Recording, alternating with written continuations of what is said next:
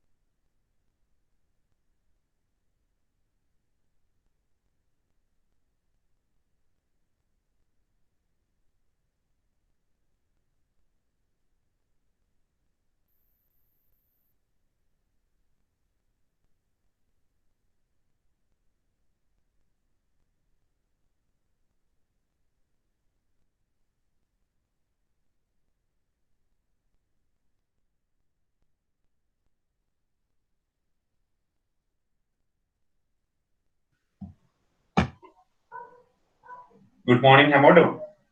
මම කතා කරන සද්ද ඇහෙනවනේ හරියට. ප්‍රශ්න තියෙනවද බෝඩ් එකේ පේන්නේ නැති, ඇහෙන්නේ නැති?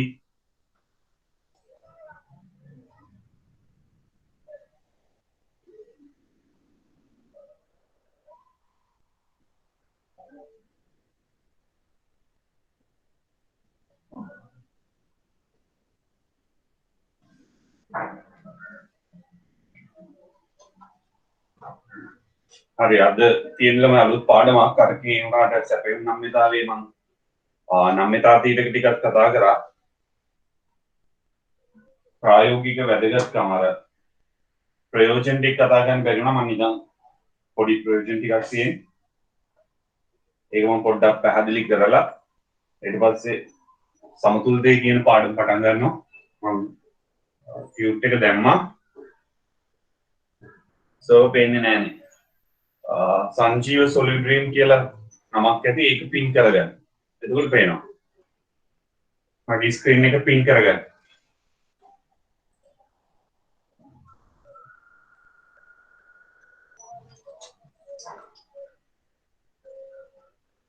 මම කියේදී ළමයි එතකොට සමතුලිතේ පාඩම් පටන් ගන්නවා. මම ඒකේ කියුට් එක දැම්මා ගෲප් එකට. ක්ලාස් වල දාලා ගෲප් එකටයි අර පිට ළමයි ඉන්න ගෲප් එකටයි. කාට හරි හම්බුනේ නැත්නම් පොඩ්ඩක් ගෲප් එක ගිහිල්ලා බලන්න. කියුට් එක දාලා තියෙන්නේ. කියුට් එක තමයි එතකොට අද කරන්න තියෙන්නේ. මෙලෙස පෙවුම් නම්‍යතාවේදී ප්‍රායෝගික වැදගත්කම. ඒ කියන්නේ ළමයි ප්‍රයෝජන. එල්ලුම් නම්‍යතාවයේ ගණනය කරන කෙනු විවිධ පාර්ශ්වයන් ප්‍රයෝජන තියෙනවා.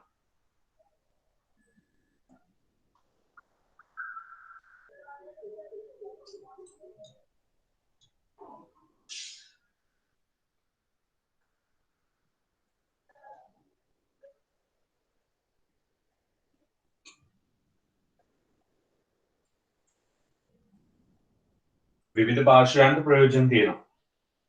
මේ අපි කතා කරන්නේ සැපයුම් නම්‍යතාවය කතා කරන එකේ ප්‍රයෝජන. නේ? දැන් නම්‍යතාවය කියලා කියන්නේ ළමයි මිලේ වෙනසට සැපයුම් ප්‍රමාණය දක්වන ප්‍රතිචාරයෙන්. ඒ කියන්නේ වෙළඳ පොලේ භාණ්ඩ හා සේවාවල මිල වෙනස් වුණොත් සැපයුම් ප්‍රමාණය කොහොමද වෙනස් වෙන්නේ? නම්‍ය වෙන්න පුළුවන්, අනම්‍ය වෙන්න පුළුවන්. ඒ ඇත්තටම මේ මිලට සැපයුම් ප්‍රමාණය දක්වන ප්‍රතිචාරය නිෂ්පාදකයන්ටත් වැදගත්.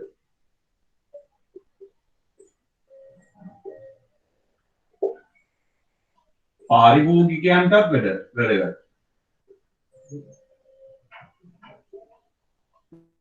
රාජ්‍යයටත් වැදගත්. නිෂ්පාදකයන්ට වැදගත් වෙන්නේ කොහොමද? මේ බලන්න. දැන් අපි නිෂ්පාදකයෙක් විදියට වෙළඳපොලේ කටයුතු කරද්දී අපි නිෂ්පාදකයෙක් විදියට හිතුවොත් නිෂ්පාදකයෙක් විදියට වෙළඳපොලේ කටයුතු කරද්දී තව නිෂ්පාදන ආයතන තියෙනවනේ. එතකොට අපිට පුළුවන් නම් ඒ ආයතන වල නම්‍යතාවයන් හඳුනගන්න අපිට පුළුවන් මිල වෙනස් වීමට අදාළව අදාළ සැපයුම් කරුවෝ ප්‍රතිචාර දක්වන්නේ කොහොමද කියලා හඳුනගන්න. ඒකට අපිට වෙළඳපොලේ ඉන්න එක සැපයුම් කරුවෙක් විදියට අනිත් අයගේ සැපයුම් ප්‍රතිචාරයන් හඳුන ගන්න පුළුවන් කියන්නේ ඒක උපාය මාර්ගිකව හොඳ දෙයක්. මොකද එක සැපයුම් කරුවෙක් අපි නම් නිෂ්පාදකයා අපි වටේ ඉන්න අනිත් අයගේ හැසිරීම තේරුම් ගන්න පුළුවන් කියන්නේ ඒගොල්ලන් අපේ කම්පිටිටර්ස්ලා තරඟකරුවෝ. ඒකට අපිට පුළුවන් නම් පුරෝකථනය කරන්න මිල වෙනස් වුණා මෙයා නම් මෙහෙම ප්‍රතිචාර තමයි දක්වන්නේ. මෙයා නම් මෙහෙම ප්‍රතිචාර තමයි දක්වන්නේ. එහෙම නිෂ්පාදකයන්ගේ අනිකුත් නිෂ්පාදකයන්ගේ හැසිරීම තේරුම් ගන්න පුළුවන් කියන්නේ ඒක අපිට වාසියක්. ඒකට සැපයුම් නම්‍යතාවය තුලින් අපිට හඳුන ගන්න පුළුවන්. එක්සැම්පල් එකක් විදිහට අපි හිතමුකෝ එක ආයතනයක් තියෙනවා. ඒ ආයතනයේ සැපයුම් නම්‍යතා සංගුණිකය 0.2යි. එකට වඩා අඩු වගේ. ඒකට අපි දන්නවා නිෂ්පාදකයෙක් විදිහට මේ ආයතනය නම් විල වෙනස් වීමට එහෙම ලොකුවට ප්‍රතිචාර දක්වන්නේ නැහැ. ලොකුවට ප්‍රතිචාර දක්වන්නේ සමහර වෙලාවට ඒගොල්ලන්ගේ අපිට අපහසුකම් නැති වෙන්න පුළුවන්. හරිද? මොකක් හෝ හේතුවක් වෙන්න පුළුවන්. හැබැයි අපිට පුළුවන් එයාගේ හැසිරීම තේරුම් ගන්න. නිෂ්පාදකයෙක් විදියට මේ සැපයුම් නම්‍යතාවයේ ප්‍රයෝජනවත් වෙනවා. පාරිභෝගිකයෝ විදියට අපිට ඒක වැදගත්. සාමාන්‍ය පාරිභෝගිකයෝ. මොකද අපිට පුළුවන් වෙළඳපොලේ මිල වෙනස් වෙද්දී අදාළ නිෂ්පාදකයන්ගේ සැපයුම් ප්‍රමාණය කොහොමද වෙනස් වෙන්නේ කියලා තේරුම් ගන්න. ඒකෙන් අපිට පුළුවන් මාකට් එකේ භාණ්ඩ මාකට් එකට එයිද? නැත්නම් භාණ්ඩ හිඟයක් වෙයිද අපේ මේ ඉල්ලුමත් එක්ක? නැත්නම් භාණ්ඩ අතිරික්තයක් වෙයිද? භාණ්ඩ හිඟයක් ආවොත් තවත් මිල වැඩි වෙන්න පුළුවන්. භාණ්ඩ අතිරික්තයක් ආවොත් නම් මිල පොඩ්ඩක් අඩු වෙන්න පුළුවන්. මොකද පාරිභෝගිකයෝ විදියට අපි මිලදී ගන්නවා නිෂ්පාදකයෝ විදියට ඒගොල්ලන් තමයි සපයන්නේ. ඒකට වෙළඳපොලේ මිල වෙනස් වීමට අර සැපයුම් ප්‍රමාණය වෙනස් වන ආකාරය අපිට වැදගත්. වෙළඳපොලේ මිල වෙනස් වෙන විදියට සැපයුම් ප්‍රමාණය වෙනස් වෙන ආකාරය පාරිභෝගිකයෝ විදියට අපිට වැදගත්. ඒකට අපිට ඒකෙන් ජජ් කරන්න පුළුවන් භාණ්ඩ හිඟයක් ඇති වෙයිද, අතිරික්තයක් ඇති වෙයිද, මිලාපහු වැඩි වෙයිද, මිලාපහු අඩු වෙයිද? මේ පාඩමේ අපි කතා කරනවා ළමයි සාමාන්‍යයෙන් එහෙම ඉල්ලුම් ප්‍රමාණයට වඩා සැපයුම් ප්‍රමාණය ගොඩාක් වැඩි වුණොත් භාණ්ඩ අතිරික්තයක් ඇති වෙනවා. ඒ වගේ වෙලාවට වෙළඳපොලේ එක ලක්ෂණයක් තමයි භාණ්ඩ අතිරික්තයේ විකුණ ගන්න නිෂ්පාදකයෝ මිල අඩු කරනවා. අපේ ඉල්ලුමට වඩා සැපයුම අඩු වෙනවා. අපි ඒකට කියනවා භාණ්ඩ හිඟයක්. භාණ්ඩ හිඟ තියෙන තත්ත්වයක වෙන දෙයක් තමයි වෙළඳපොලේ මිල වැඩි වෙනවා. ඉතින් අර අපිට අපේ ඉල්ලුමත් එක්ක සැපයුම් තත්ත්වයන් තේරුම් ගන්න පුළුවන් නම් ওই දේවල් හිතා ගන්න ඕනේ. පුරෝකථනය කරගන්න. ඒක පාරිභෝගිකයෙක් විදියට අපිට වාසියක්. පාරිභෝගිකයෙක්. ඒක පාරිභෝගිකයෝ විදියටත් ඕක වාසිය. ප්‍රයෝජනයක් තියෙනවා. රජය විදියටත් ඕක වාසිය. මොකද රජයට පුළුවන් ළමයි සමහර භාණ්ඩ සම්බන්ධයෙන් මිල කන්ට්‍රෝල් කරන්න, මිල පාලනය කරන්න. දැකලා තියෙනවා. සමහර ඒ වගේ මිල පාලනය කරනවා. මිල පාලනය කරන්න ඒගොල්ලන්ට අයිතිය තියෙනවා. උදාහරණයක් සැමන් පරිප්පු මිල පාලනයක් කරේ. කර්ෆියු දවසට. ඒ වගේ වෙලාවට රජ්‍ය මිල පාලනය කරද්දී රජයට අවශ්‍යයි අපි මේ මිල වෙනස් කිරීම නිසා ආර්ථිකයේ නිෂ්පාදකයන්ගේ සැපයුම කොහොම වෙනස් වෙයිද? සැමන් ටින් එක රුපියල් 100 දක්වා අඩු කරාම නිෂ්පාදකයෝ සැපයුම් ප්‍රමාණය කොහොමද වෙනස් කරන්න කියන එක දැනගන්න ඕනේ. මිල අඩු වීම පාඩුයි කියලා නිෂ්පාදනය කරන්නේ නැතුව හිටියොත් ඒ ප්‍රතිපත්ති සාර්ථක නැහැ. මිල අඩු කරා කියලා නිෂ්පාදනයේ විශාල වශයෙන් අඩු කරොත් සැමන් ටින් එහෙම නිෂ්පාදනය කරන්නේ නැති තාක්කෙට ගියොත් ඒක සාර්ථක නැහැ. ඒක නිසා පුළුවන් වෙන්න ඕනේ රජයකට අර මිල නම්‍යතාවය අවබෝධ කරගෙන ඒවට අදාළව ආර්ථික ප්‍රතිපත්ති සකස් කරනවා. මොකද එතකොට තමයි ආර්ථික ප්‍රතිපත්ති සාර්ථක වෙන්නේ. නැත්නම් මේ දේවල් දිහා බැලුවේ නැත්නම් ඒගොල්ලන් ක්‍රියාත්මක කරන ආර්ථික ප්‍රතිපත්ති effective වෙන්නේ නැහැ, ඵලදායී වෙන්නේ නැහැ, සාර්ථක වෙන්නේ නැහැ. ඒක නිසා නිෂ්පාදකයන්ට, පාරිභෝගිකයන්ට, රජය, කියන්නේ ආර්ථික ප්‍රතිපත්ති සම්පාදකයන්ට වැදගත් වෙනවා. ඕකේ. අනිත් එක දෙවෙනි එක සාධක සංචලන හැකියාව තේරුම් ගන්න පුළුවන්. අපි එදා අන්තිම දවසේ කතා කරා සැපයුම් නම්‍යතාවයේ තීරණය වෙන්න බලපාන එක සාධකයක් තමයි සාධක සංචලන හැකියාව. එතකොට මේ සැපයුම් නම්‍යතා සංගුණ කෙරුත් අපිට තේරුම් ගන්න පුළුවන් බාණ්ඩ අතර සාධක සංචලන හැකියාව මාරු කරන්න පුළුවන් හැකියාව. සාමාන්‍යයෙන් සැපයුම් නම්‍යතා සංගුණක ඉහළාගයක් ගන්නවා නම් ඒ කියන්නේ නම් නැහැ නම් අතත් අවිදියට කිව්වොත් හොඳින් ප්‍රතිචාර දක්වනවා නම් ඒ බාණ්ඩ අතර සාධක සංචලන හැකියාව වැඩි නැත්නම් පහසුයි. කිසියම් බාණ්ඩයක සැපයුම් නම්‍යතා සංගුණකයේ අඩු වගයක් ගන්නවා. ඒ කියන්නේ අනම්මයි කියලා. ඒ කියන්නේ ප්‍රතිචාර දැක්වීම අඩුයි කියන්නේ. එහෙම වෙනවා නම් අනිවාර්යෙන් මේ බාණ්ඩ අතර සාධක සංචලන හැකියාව අඩුයි. ඒ කියන්නේ සාධක සංචලනය අපහසුයි. ඔන්න ඔය දේවල් තේරුම් ගන්න පුළුවන් සැපයුම් නම්‍යතා සංගුණකයේ දිහා බලලා.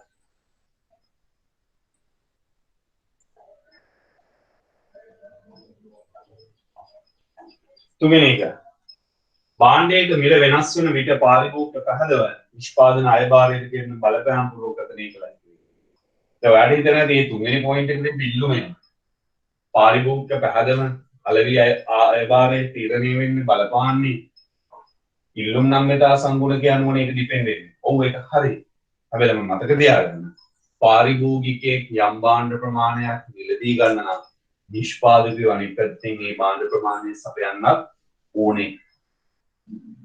ඒක නිසා අර පාරිභෝගිකයෝ මිලදී ගන්නවා වගේම නිෂ්පාදකයෝ සපයන ප්‍රමාණය අදාළ වෙනවා. අපි කියනවා ඉල්ලුම් නම්‍යතාවය අනම්‍ය නම් මිල වැඩි කරාම අනම්‍ය නම් මිල වැඩි කරාම පාරිභෝගික පහදමක් වැඩි වෙනවා. ඔව් හරි. පාරිභෝගික පහදම වැඩි වෙන්න ළමයි. ඒ විදියට ඉල්ලුම් ප්‍රමාණය සපයන්න ඕනේ නිෂ්පාදකයෝ. අපි කියනවා නම්‍ය නම් මිල වැඩි කරොත් පාරිභෝගික පහදම අඩු වෙනවා කියලා. භාණ්ඩේ මිල ඉල්ලුම් නම්‍යතාවයේ නම්‍ය නම් හරි ඉල්ලුම් නම්‍යතාවය අනුව ඒ සම්බන්ධය හරි. හැබැයි ළමයි එහෙම අර පරිභෝජන වියදම වෙනස් වෙන්න ඒ අදාළ ප්‍රමාණය නිෂ්පාදකයෝ සපයන්න එපා. ඒකට තේරෙන්න ඕනේ එක පැත්තකින් පාරිභෝගිකයා ඉද්දී එතනට නිෂ්පාදකයාගේ සම්බන්ධතාවයකුත් තියෙනවා. භාණ්ඩ මිලදී ගැනීමට වෙන්න පුළුවන්. භාණ්ඩ විකිණීමට වෙන්න පුළුවන්. මේ දෙන්නම සම්බන්ධ වෙලා තමයි මේ ක්‍රියාව සිද්ධ වෙන්නේ. සාර මේ සැපයුම් ප්‍රමාණය වෙනස් වීමත් එතකොට පාරිභෝගිකයාගේ හදමට අලෙවි අයභාරයේ තීරණය බලපානවා. ඉතින් මේ සැපයුම් ප්‍රමාණය වෙනස් වෙන ආකාරය තේරුම් ගන්න පුළුවන් අපිට මිල සැපයුම් නම්‍යතාවය. ඒක තමයි මිල සැපයුම් නම්‍යතාවයන්ගේ ප්‍රයෝජන. ඔතනින් ওই පාඩම ඉවරයි. හරි. මෙතනට වෙනකම් මේ කියලා දීපු කොටස් සහ මෙතනට වෙනකම් කතා කරපු කොටස් වල ප්‍රශ්න තියෙනවා නම් ඕන ප්‍රශ්නයක් අහන්න පුළුවන්. ප්‍රශ්නයක් නැත්නම් ඕකේ කියලා මැසේජ් එකක් දාන්න. ඒක මම මෙතනින් අලුත් පාඩමට යනවා.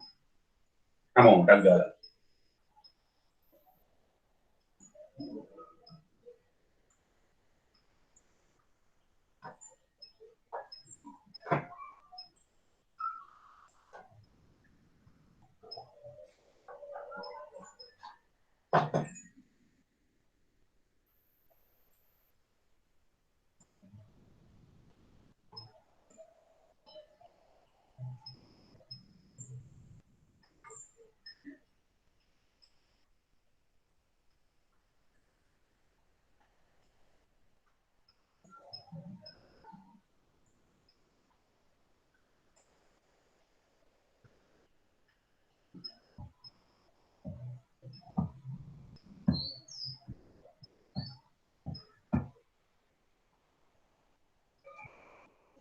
හරි. ටියුට් එක තියෙනවනේ හැමෝම ගාව. හරි මම දාපු PDF එකට යාළුවෝ උදේ දැම්මේ. හැමෝම ගාව ඇති. ගෲප් එකට දැම්මා. ඒ ටියුට් එක බලන්න. මාතෘකාව වෙළඳපොළ සමතුලිතය. වෙළඳපොළ සමතුලිතය.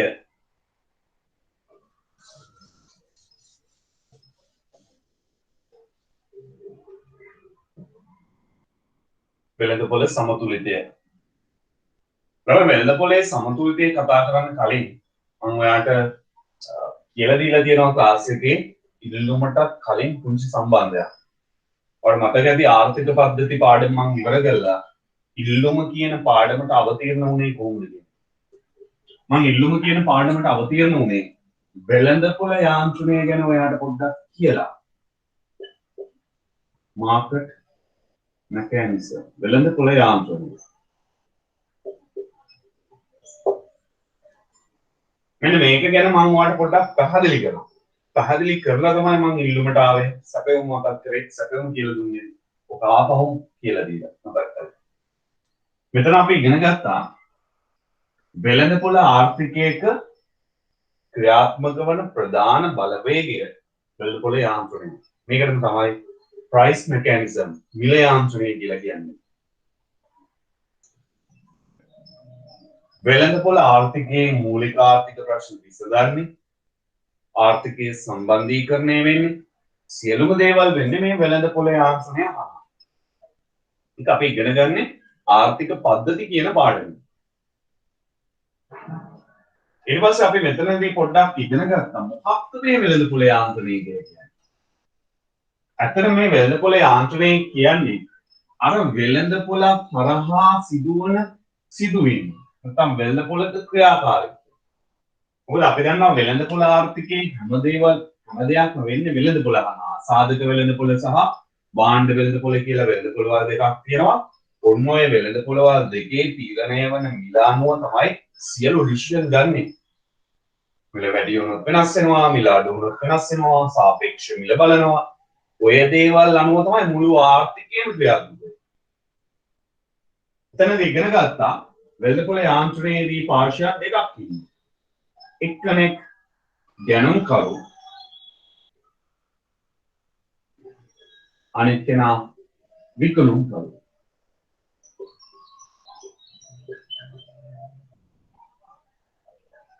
මෙන්න මේ ගැනුම්කරු සහ විකුණුම්කරු මුණ ගැහිලා හුවමාරුවක් වෙනවා. ඒ වගේම මේ හුවමාරු වෙද්දී අදාළ හුවමාරු වන දෙයට මිලක් සහ හුවමාරු ප්‍රමාණයක් තීරණය වෙනවා. මේක තමයි වෙළඳපොලේ සිද්ධ වෙන්නේ. මේක තමයි වෙළඳපොලේ process එක. ගැනුම්කරු සහ ගැනුම්කරුවන් සහ විකුණුම්කරුවන් ඉන්නවා. ඒ ගැනුම්කරුවන් සහ විකුණුම්කරුවන් මුණ ගැහිලා හුවමාරුවක් සිද්ධ වෙනවා යම් කිසි මිලකට යම් කිසි ප්‍රමාණයක්. මේක තමයි වෙළඳපොළ යාන්ත්‍රණය. ඉතින් ළමයි අර වෙළඳපොළ ආර්ථික පද්ධති පාඩම කතා කරලා ඉවර වෙලා අපි මුලපිරුවේ ඉල්ලුමේ මුලපිරුවේ මේ වෙළඳපොළ යාන්ත්‍රණය කියන පාඩම. තාමත් ඉන්නේ අපි ওই වෙළඳපොළ යාන්ත්‍රණය කියන පාඩම ඇතුලේ. මේ අලුත් ටියුට් එකක් ඉවර වුණාන් පස්සේ මේකේ chapter එකෙන් chapter එක තමයි මම ඔයාලට PDF දාලා දෙන්නේ. මේකේ කොටස් කීපයක් තියෙනවා ওই ටියුට් එකේ. ඕක ඉවර වුණාන් පස්සේ තමයි මේ වෙළඳපොළ යාන්ත්‍රණයෙන් අපි සම්පූර්ණයෙන් කතා කරලා ඉවර කරන්නේ. ඉතින් මේ වෙළඳපොළ යාන්ත්‍රණයට අදාළ පාර්ශ්වයන් දෙකක් ඉන්නවා. එක්කෙනෙක් ගැනුම්කරු අනිත් කෙනා විකුණුම්කරු. අපි ඉගෙන ගත්තා මේ සම්පූර්ණ වෙළඳපොළ යාන්ත්‍රණය ඔයා ඉගෙන ගන්න නම් මුලින්ම ගැනුම්කරු ගැන ඉගෙන ගන්නවා. ගැනුම්කරුගේ හැසිරීම ගැන ඉගෙන ගන්නවා. ඒ ඉගෙනගත් එක තමයි අපි ඉල්ලුම කියන පාඩමෙන් කරේ. පාරිභෝගිකයාගේ හැසිරීම ඉල්ලුම කියන පාඩමෙන් කතා කරන්නේ. කොහොමද පාරිභෝගිකයා වෙළඳපොළේ හැසිරෙන්නේ?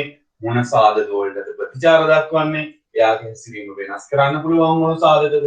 කොහොමද වෙනස් වෙන්නේ? ඉල්ලුම ප්‍රමාණය ඔය වගේ සංකල්ප ගොඩාක් තියෙනවා. ඒ කතා කරේ ගැනුම්කරු ගැන. ඒක අපි ඉගෙනගෙන ඉවරයි. දන්නා පාරිභෝගිකයා සම්බන්ධව පාරිභෝගිකයා හැසිරෙන ආකාරය ඒක ඉල්ලුම් පාඩමෙන් කතා කරා.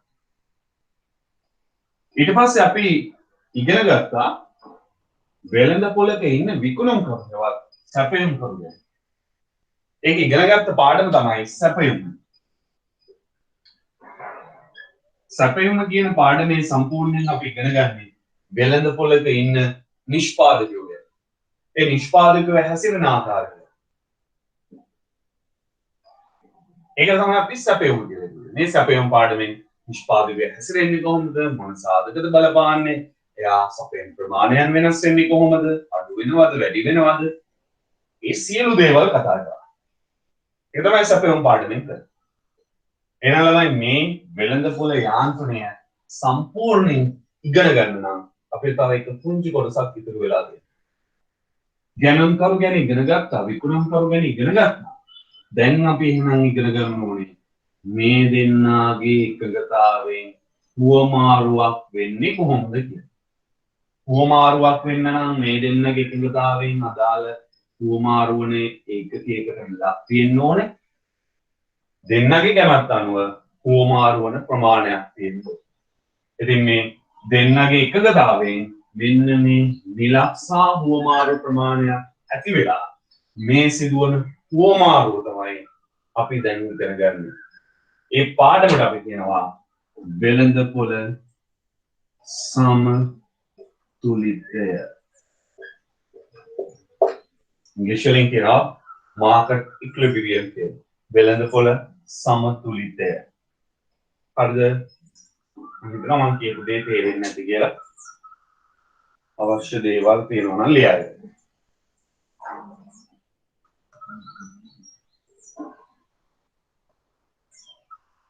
හරි. පුළුවන් නම් ළමයි ඕකේ දැන් ඔයාට PDF ෆයිල් එක view කරන්න පුළුවන් නේ මිනිමයිස් කරලා හරි.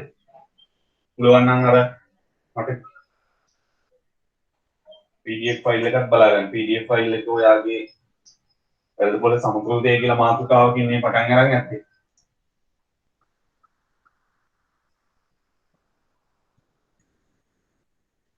හරි.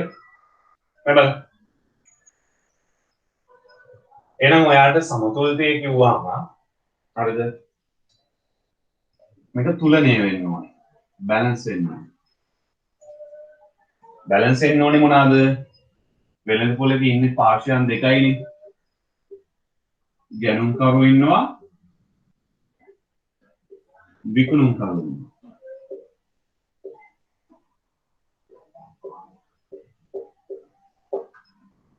මේ පාර්ශ්වයන් දෙක බැලන්ස් වෙන්න ඕනේ. බැලන්ස් වෙන්න ඕනේ කියන්නේ මේගොල්ලන්ගේ සැලසුම් එකිනෙක තුලණය වෙන්න ඕනේ. ඒ තුලණය වෙන අවස්ථාවට තමයි අපි කියන්නේ සමතුලිතය කියලා. දැන් ගැනුම්කරුවන්ගේ සැලසුමට කියනවා ළමයි අපි ඉල්ලුම කියලා. විකුණුම්කරුවන්ගේ සැලසුමට කියනවා අපි සැපයුම කියලා. මේවට නිර්වචනත් අපි දන්නවානේ. ඉල්ලුමයි සැපයුමයි නිර්වචනය කරන විදිහ මතක් කරොත් පොඩ්ඩක් යම් නිශ්චිත කාල පරිච්ඡේදයක් තුල මිල හැර අනිකුත් සාධක නොවෙනස්ව තිබෙදී කිසියම් භාණ්ඩයක් සඳහා පැවතිය හැකි විකල්ප මිල ගණන් යටතේ පාරිභෝගිකයන් මිලදී ගැනීමට කැමැති සහ මිලදී ගැනීමට හැකියාව ඇති විවිධ ප්‍රමාණයන්ට කියවා ඉල්ලුම කියලා. ඒ තමයි ඉල්ලුම. ඉල්ලුම අපි ඔය කියපු නිර්වචනේ මම මේ ලේඛනයකින් පෙන්වන්න පුළුවන් නේ. මෙන්න මිල මෙන්න ඉල්ලුම් ප්‍රමාණය 10 20 30 40 50 විකල්ප මිල ගණන් තියෙනවා අනිකුත් සාධක ස්ථාවරයි. මේ මිල ගණන් වලදී පාරිභෝගිකයෝ මිලදී ගන්න කැමති විවිධ ප්‍රමාණයන් තියෙනවා. 10 20යි 20දී 80යි 30දී 60යි 40දී 40යි 50දී 20යි. මෙන්න පාරිභෝගිකයෙකුගේ ඉල්ලුමකට අදාළ ලේඛනයක්. මේකට කියනවා ඉල්ලුම් ලේඛනය කියලා.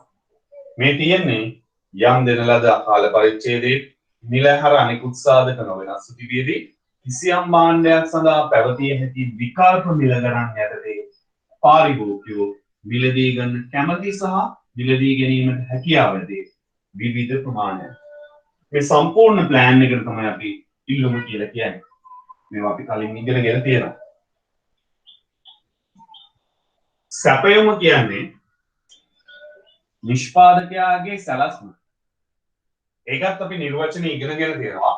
යම් නිශ්චිත කාල පරිච්ඡේදයක් තුළ මිල හැර අනිකුත් සාධක නොවෙනස්ව තිබියදී කිසියම් භාණ්ඩයක් සඳහා පැවතිය හැකි විකල්ප මිල ගණන් යටතේ නිෂ්පාදකයන් සැපයීමට කැමැති සහ සැපයීමට හැකියාව ඇති විවිධ ප්‍රමාණ. ඔබ තමයි සැපයුම කියලා කියන්නේ. ඔබ තමයි සැපයුම කියලා කියන්නේ. එතකොට ඕක මම ලේඛනයක් තුලින් පෙන්නුවොත් මට මෙහෙම පෙන්වන්න පුළුවන් නේ. ඔය කතාවන් ලේඛන. මෙන්න මිල මෙන්න QS. යම් නිශ්චිත කාල පරිච්ඡේදයක් තුළ මිල හැර අනෙකුත් සාධක නොවෙනස්ව තිබියදී කිසියම් භාණ්ඩයක් සඳහා පැවතිය හැකි විකල්ප මිල ගණන් යටතේ විකල්ප මිල ගණන් යටතේ 10 20 30 40 50 නිෂ්පාදකයන් සැපයීමට කැමැති සහ සැපයීමට හැකියාව ඇති විවිධ ප්‍රමාණයක්. සාමාන්‍යයෙන් අපි දන්නවා මිල වැඩි වෙද්දී නම් ළමයි ඉල්ලුම් ප්‍රමාණය අඩු වෙනවා. පාරිභෝගිකයෝ ගන්න කැමති ප්‍රමාණයන් අඩු වෙනවා. ඉල්ලුම් නීතිය තමයි හේතුව. සැපයුම් නීතියට අනුව මිල වැඩි වෙද්දී නිෂ්පාදකයෝ සපයන ප්‍රමාණයන් වැඩි කරනවා. ඒක තමයි ඒකේ සාමාන්‍ය ස්වභාවය. එහෙනම් මම දාන 10 දී 20යි 20 දී 40යි 30 දී 60යි 40 දී 80යි 50 දී 100යි. මෙන්න සැපයුම් කරුවන්ගේ සලස්ම. එතකොට වෙළඳපොළක ගැනුම්කරුවෝ ඉන්නවා. මෙන්න ගැනුම්කරුවන්ගේ සලස්ම. දුලම වෙළඳපොළක් ගැන කතා කරත් මතක තියාගන්න මම මේ මිනිස්සෙක් ගැන මෙතන. ඒ ගැනුම්කරුවෙක් නෙවෙයි ඉන්නේ ගොඩාක් ඉන්න හොඳේ. ඔක්කොගෙම සලස්ම මේ වෙළඳපොළ ඉල්ලුම තමයි මේ තියෙන්නේ. තනි දෙන්නෙක් අතරින් සමතුලිතයක් ගොඩනගෙන්නේ නැහැ. අපි මාකට් එකකට අදාළවනේ සමතුලිතය කියන්නේ. ඒතර වෙළඳපොළක් කිව්වහම ගැනුම්කරුවෝ යම් ප්‍රමාණයක් ඉන්නවා. විකුණුම්කරුවෝත් යම් ප්‍රමාණයක් ඉන්නවා. විකුණුම්කරුවෝත් එහෙමයි. ඒතර මේ පැත්තෙන් පේනවා ගැනුම්කරුවන්ගේ සලස්ම හේවත් ඉල්ලුම. මේ පැත්තෙන් පේනවා විකුණුම්කරුවන්ගේ සලස්ම හේවත් සැපයුම. මේ සැලසුම් දෙක බැලුවම ඔයාලට පේනවා ඉතින් මිල රුපියල් 10 දී පාරිභෝගිකයෝ ගන්න කැමති 100යි. හැබැයි මිල රුපියල් 10 දී නිෂ්පාදකයෝ සපයන්න සූදානම් වෙන්නේ 20යි. 100ක් ගන්න පාරිභෝගිකයෝ කැමති වුණත් නිෂ්පාදකයෝ සපයන්නේ එකක 20යි. ඒ කියන්නේ මේ මිල 10 දී මේගොල්ලන්ගේ අදහස් එකිනෙක ගැලපෙන්නේ නැහැ. පාරිභෝගිකයර තියෙන එක අදහසක් නිෂ්පාදකයර තියෙන තව අදහසක් ගැලපීමක් නැහැ.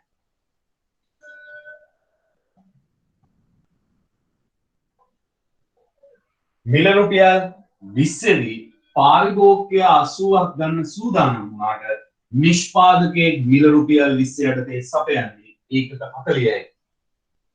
ඒ කියන්නේ පාරිභෝගිකයා ගන්න කැමති ප්‍රමාණය නිෂ්පාදකයා සපයන්නේ නැහැ. ඒ කියන්නේ දෙන්නගේ එකඟතාවය මිල රුපියල් 20 දිත් නැහැ. ඒ කියන්නේ මේ දෙන්නගේ සැලසුම් මිල රුපියල් 20 දී ගැලපෙන්නේ නැහැ.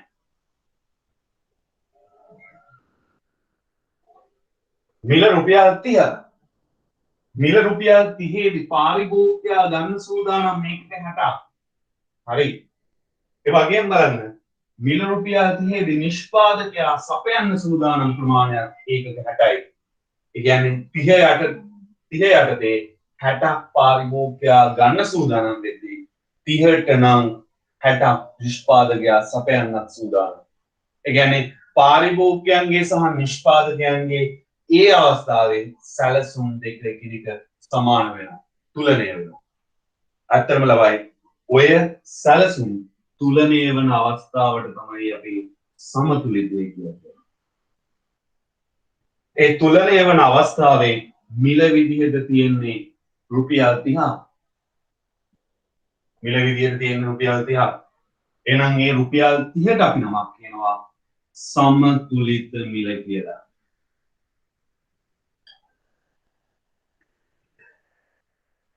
ඒ කියන්නේ නිෂ්පාදකයා සහ පාරිභෝගිකයාගේ සැලසුම් එකිනෙක තුලනය වන අවස්ථාවට අපි කියනවා සමතුලිතය කියලා. ඉක්විලිබ්‍රියම් එක කියලා. අන්නේ අවස්ථාවේ අර දෙන්න එකඟතාවයේ එන මිලට කියනවා සමතුලිත මිල කියලා. ඒ වගේම ඔයාලට පේන නැති මේ සමතුලිත අවස්ථාවේ, ඒ කියන්නේ සැලසුම් සමාන වන අවස්ථාවේ දෙන්නම කැමති ප්‍රමාණයක් වෙනවා. ප්‍රමාණය නම් ඒකක 60යි. ඒකක 60ට කියනවා සමතුලිත ප්‍රමාණය කියලා.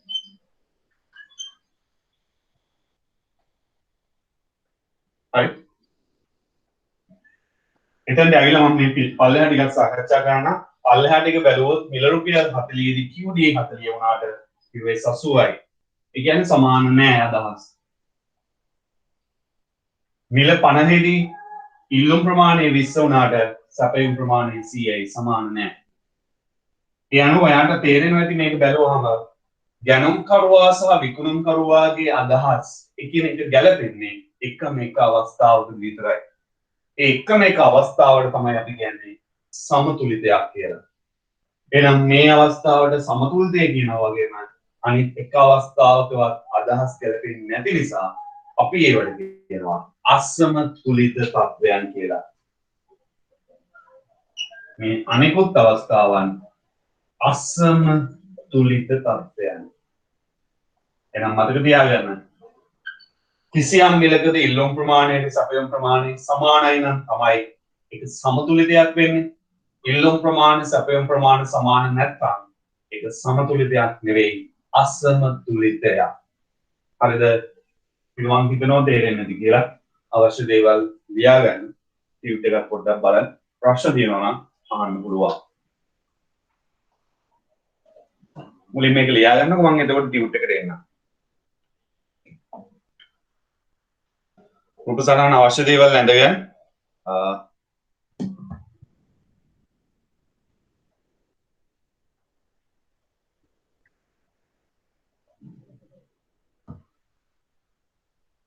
ඒ කොහොමද බලන්නේ කියලා දැන් ටියුට් එක. ඔය ක්ලාස් එකේ ඉන්න ගමන් WhatsApp එකේ යන්නේ ඒ විදිහට තමයි ඉතින් බලන්නේ. අමුතුවෙන් කියලා දෙන්න ඕනේ යවෝ. ඔය විදිහට ඕක මම පෙන්නන්න මේ ඇප් එකම ඕපන් කරන් ඉන්නේ නැහැ නේ පැය දෙකම. මම දැක්කා වගේ කියන්නේ. මේ විදිහට ටියුට් එක බලන්න පුළුවන්.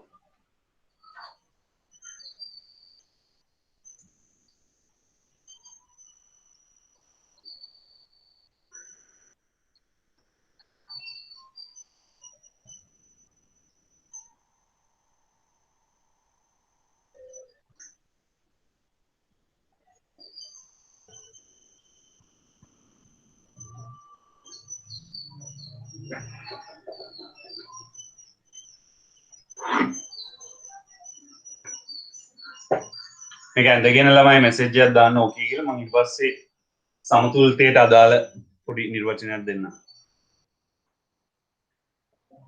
ආයෙන හිතන්න එපා ටියුට් එක බලන්න බැයි නම් හිතන්න එපා මම ටියුට් එකේ තියෙන සියලු දේවල් කියනවා.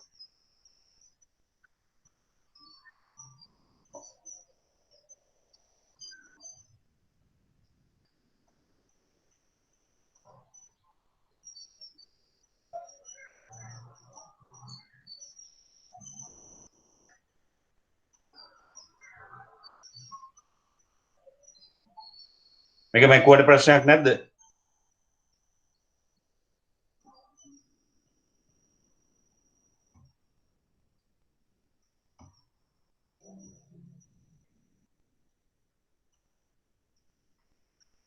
හරි.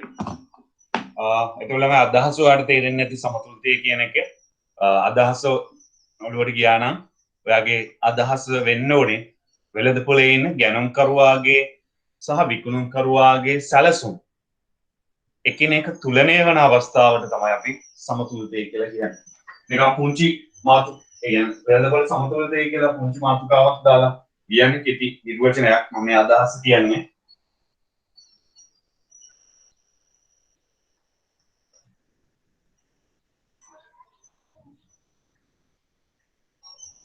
වෙළඳපොලේ එකිනෙක ප්‍රතිවිරුද්ධව ගමන් කරන වෙළඳපොලේ එකිනෙක ප්‍රතිවිරුද්ධව ගමන් කරන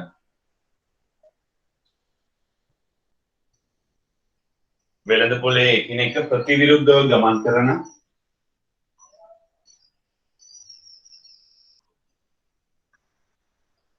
ඉල්ලුම් හා සැපයුම් බලවේග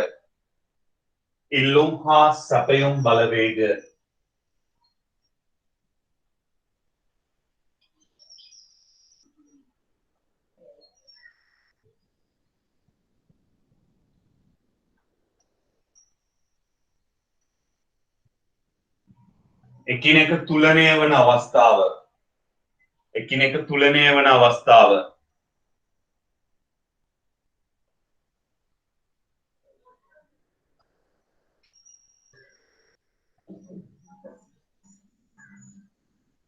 වෙළඳපොළ සමතුලිතය නම් වේ. වෙළඳපොළ සමතුලිතය නම් වේ.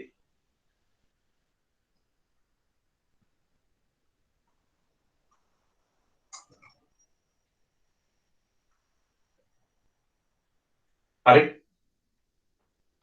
තමයි ඔයාලට පේනවා ඇති මම මේ මෙතන දෙන්නේ. මේ තියෙන ඉල්ලුම් ලේඛනයක් සහ සැපයුම් ලේඛනයක්. ඒතර ඔයාලට බැලුව බැලමට පේනවා මේ ඉල්ලුම් බලවේගයයි සැපයුම් බලවේගයයි සමාන වන අවස්ථාව. 30දී 60යි මෙතනත් සැපයුමේ 30දී 60යි. සමතුලිතය වෙන්නේ මේ අවස්ථාව. ඒ කියන්නේ සමතුලිත මිල කියන්නේ රුපියල් 30, සමතුලිත ප්‍රමාණය කියන්නේ 1ට 60. හරිද?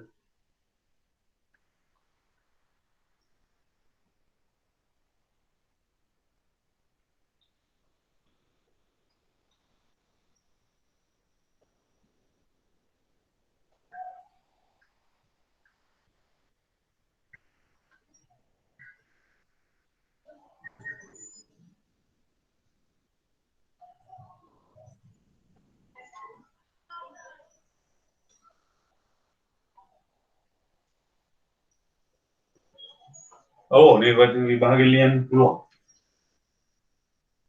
සර් ඔව් මේකට එන්නේ නැද්ද අර මේ යම් නිශ්චිත කාර්ය පරිච්ඡේදයක් තුරදී ඒ ටික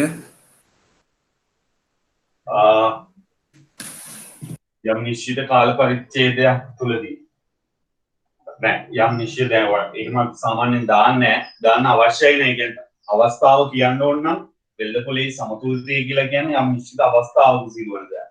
ඒ කියන්නේ මුළු සමතුලිතය වෙනස් වෙන්න පුළුවන් නේ අවස්ථාවෙන් අවස්ථාවට. දැන් අද තිබ්බ මිල නෙවෙයි හෙට තියෙන්නේ. ඉල්ලුම් සැපයුම් බලවේග වෙනස් වීම අනුව වෙනස් වෙන්න පුළුවන්. සමතුලිතය ගන්න අපි යම් අවස්ථාවක ඒ අවස්ථාව කියන එක සාමාන්‍යයෙන් නිර්වචන දෙකකින් දාන්න අවශ්‍ය නැහැ. වෙළඳපොලේ තියෙන ඉල්ලුම් බලවේග සහ සැපයුම් බලවේග එකිනෙක තුලනය වන අවස්ථාව කිව්වහම ප්‍රමාණවත්.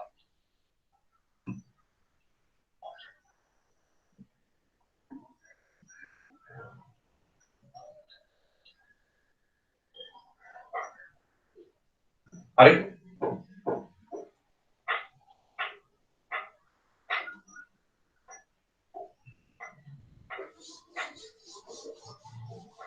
ඒ කියපු දේ දෙන්නනේ ආවේ කාල පරාවල. ඉල්ලුම් කියන අපි යම් නිශ්චිත කාල පරිච්ඡේදයකට අදාළවනේ හඳුනගන්න. ඉල්ලුම් නීතිය නම් හඳුනගන්නේ යම් නිශ්චිත අවස්ථාවකට අදාළව. මේක කියනවා නම් කොහොමද කියන්නේ? අනිවාර්යෙන් එහෙම කියන්න ඕනේද? කියනවා නම් කොහොමද කියන්නේ කියලා ඇහුවා. අනිවාර්යෙන් එහෙම කියන්න ඕනේ නැහැ. වෙළඳපොළ සමතුලිතේ සාම්ප්‍රදායිකව අපි එහෙම කියන්නේ නැහැ. දෙවෙනි ප්‍රශ්නේ ඔයාට ඕනේ නම් කාල පරිච්ඡේදයකට නිශ්චිත අවස්ථාවක මේක හඳුනගන්න කියලා. සමතුලිතය යම් නිශ්චිත අවස්ථාවක තමයි තීරණය වෙන්නේ. ඒ අදාළ අවස්ථාවෙන් පස්සේ සමතුලිතය වෙනස් වෙන්න පුළුවන්.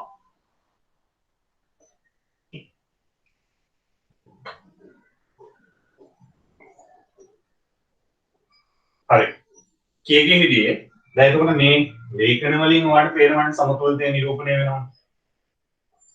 හරිද? මේක ළමයි අපිට මෙහෙම පෙන්වන්නත් පුළුවන්.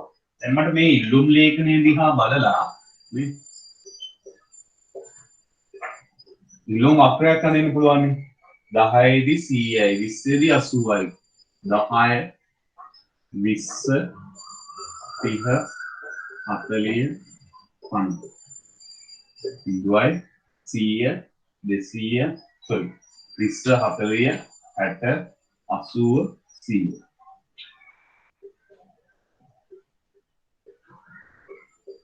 මුලින්ම ඉල්ලුම් වක්‍රයෙන් දෝ 10 දී 100යි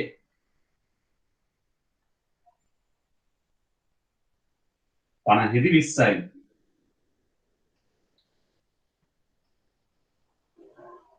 මෙන්න D ඉල්ලුම් වක්‍රය අනිත් ලක්ෂයක් මාක් කරන්න පුළුවන් මොනම මාත්‍රේ නැහැ හරි සැපයුම් වක්‍රය මේකෙම ඇන්දොත් 10 10යි 20යි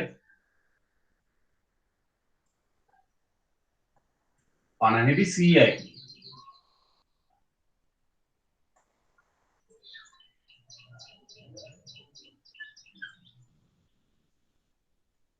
ඔයාලට පේනවා මේ ලේඛනයෙන් දැක්ක දෙයම අපිට මේ ප්‍රස්තාවෙනුත් එනවා මේ තියෙන්නේ සැපයුම් බලවේගය මේ තියෙන්නේ ඉල්ලුම් බලවේගය ඔයාලට පේනවාද මේ ඉල්ලුමයි සැපයුමයි සමාන වෙනවා මේක තමයි සමතුලිතය E දැම්ම ඉක්විලිබ්‍රියම් කියන එක.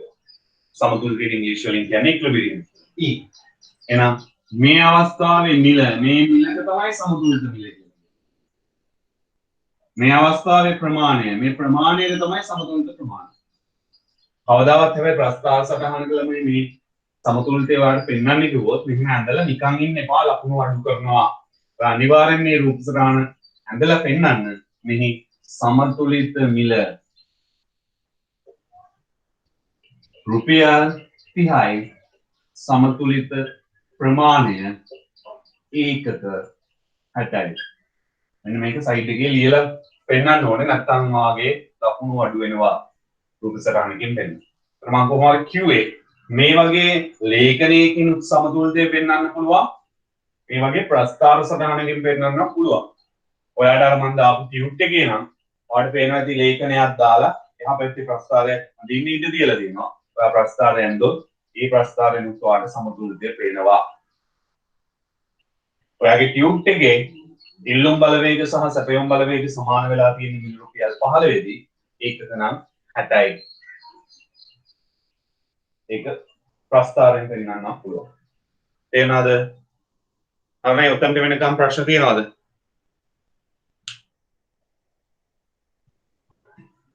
මේ අවශ්‍ය දේවල් ඕවත් කටුවල ලියාගන්න අර මේ ලේඛනය එහෙම ලිව්වනම් කටුවට නෝට් එකක් හදාගන්න. ඕක බැලුවාම ඔයාලට සමතුලිතයේ මුළු පාඩමම තේරෙන්න ඕනේ. ඒ විදිහට නෝට් කරගන්න. ටියුට් එකක් නැහැ කියලා හිතන්නකො. ටියුට් එකක් නැත්තම් ඔයා පාඩම් කරගන්න ඔයා නෝට් එකක් හදාගන්නවා. අන්න ඒ වගේ එකක් හදාගන්න. ඒක ලියනවා කියන්නේත් ඔයාගේ නැවත ඔළුවට යනවා කියන්නේ.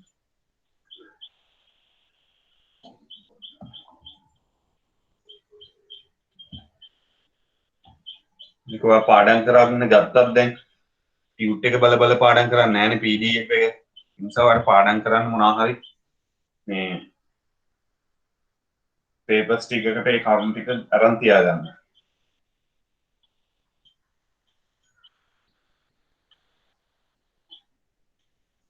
ඉවරයි නම් ඕකේ කියලා මැසේජ් එකක් දාන්න.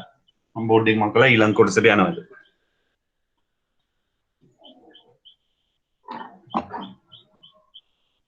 තේරෙන්නේ නැති ප්‍රශ්න ඕන එකක් අහන්න.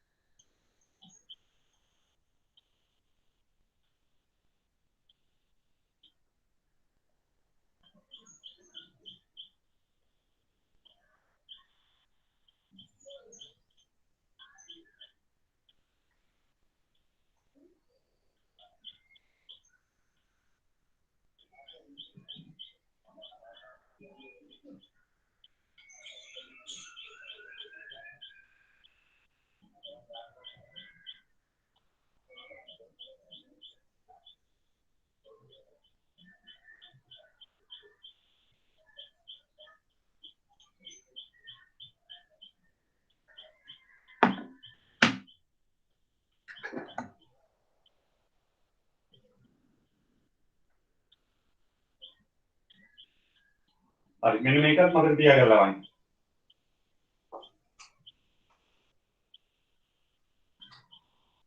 ඉල්ලුම් බලවේගයි සැපයුම් බලවේගයි තුලනීය වෙන අවස්ථාවට අපි කියවන්නේ සමතුලිතය කියලා. ඉල්ලුම් බලවේගයි සැපයුම් බලවේගයි තුලනීය වෙන අවස්ථාවට අපි කියව සමතුලිතය කියලා. ඒ තුලනීය වෙන අවස්ථාවේ මිලට තමයි සමතුලිත මිල කිව්වේ. ඒ ප්‍රමාණයට කියනවා සමතුලිත ප්‍රමාණය.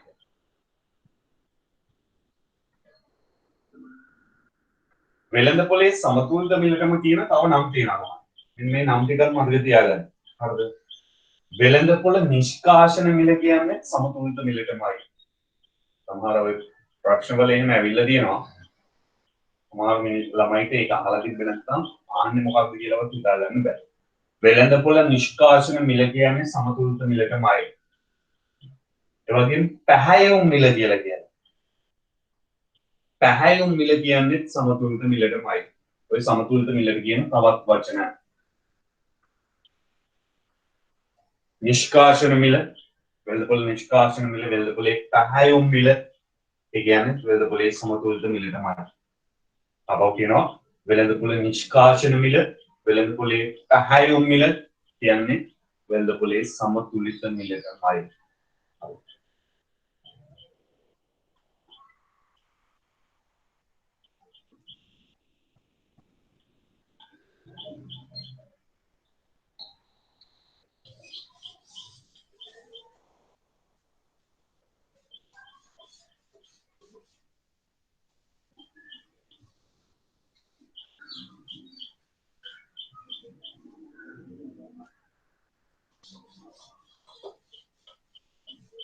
එතකොට ළමයි දැන්ට මම ඔයාලට කිව්වා වෙළඳපොළේ සමතුලිතය නිරූපණය කරන්න පුළුවන් අවස්ථා දෙකක් ඔයා දැන්ටම ඉගෙන ගන්න.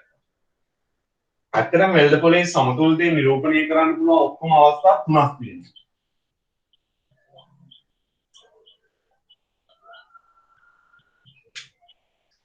එකක් අපි දන්න පළවෙනි එක මම ඔයාලට පළවෙනි එකට පැහැදිලි කළේ ලේඛනයක් තුලින්. අනිත් එක ප්‍රස්තාරයක් තුලින්. මේ දෙක මම ඔයාලට කිව්වා. අනිත් එක සමීකරණ තුලින්.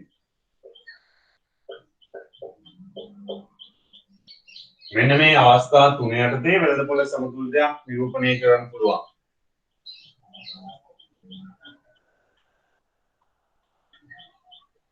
නෑ. සමතුලිත ප්‍රමාණයට එහෙම පාවිච්චි වෙන්නේ නැහැ.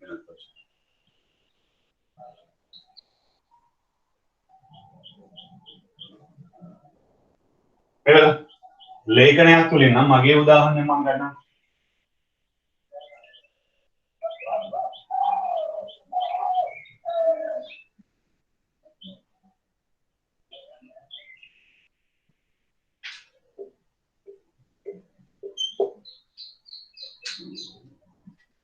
දහය 20 ටික 40 අම්ම.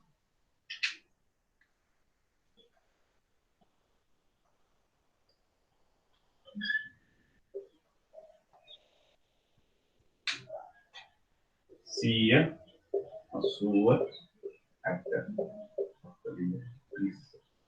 නිල්ලුම් ප්‍රමාණය. මිල 10 20 30 40 50 විවිධ මිල ගණන් යටතේ ඉල්ලුම් ප්‍රමාණය. සැපයුම් ප්‍රමාණය නම් දැම්මොත් 20 40 60 80 යනුවට පේනවා මේ ලේඛනයේ ගැනුම් සැලසුම් සහ සැපයුම් සැලසුම් එක සමාන වෙලා තියෙන්නේ මෙන්න මේ අවස්ථාවේ. මිල රුපියල් 30 ප්‍රමාණය එකක 60. ඒ අනුව සමතුලිත මිල රුපියල් 30යි සමතුලිත ප්‍රමාණය ඒකක 60යි. ප්‍රස්ථාරගත කරොත් මම මේ ගන්න කලින් ප්‍රස්ථාරේ 20 40 60 80 100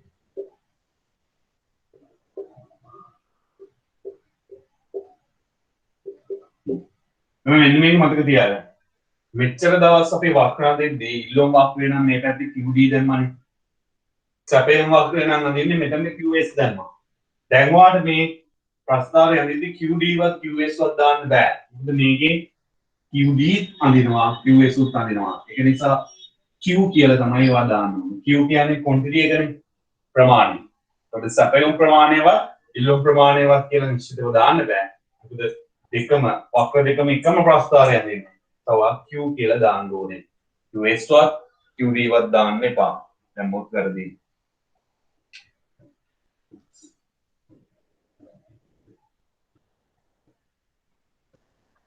හරි. ප්‍රමාණයන් තියනවා ළමයි එතකොට 20 sorry 10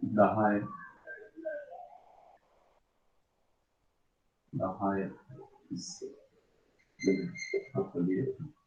30 50 ප්‍රමාණය තමයි තියෙන්නේ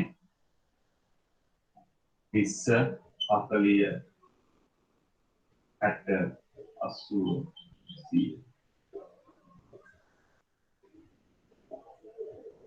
අපි කලින් එකේ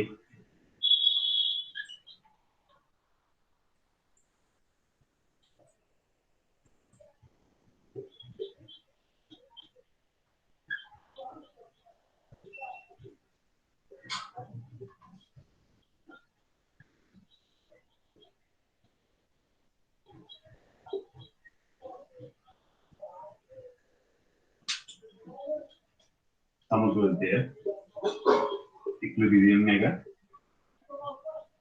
සමතුලිත මිල 30යි සමතුලිත ප්‍රමාණය 60යි වෙන ප්‍රස්තාවය. හරි. ඊළඟ එක සමීකරණය. දැන් ඉල්ලුම් බලවේග ළමයි නිරූපණය වෙන්නේ ඉල්ලුම් සමීකරණයෙන්. සැපයුම් බලවේග නිරූපණය වෙන්නේ සැපයුම් සමීකරණයෙන්. ඒකට ඔයා දන්න ඇති මේ ලේඛනයක් දුන්නොත් එහෙම සමීකරණය හදාගන්න සමීකරණය ලියන්නම්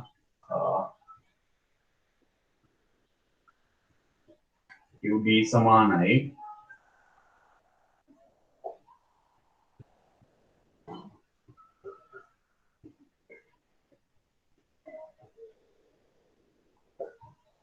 මේ අරකට අදාළ සමීකරණය මම මේ ලිව්වේ මේ සමීකරණය ගන්න විදිය අපි කලින් ඉගෙනගෙන තියෙනවා මතක ඇති වාට B හොයලා ඊට පස්සේ P සහ QD ආදේශ කරලා මිල හොයාගන්න.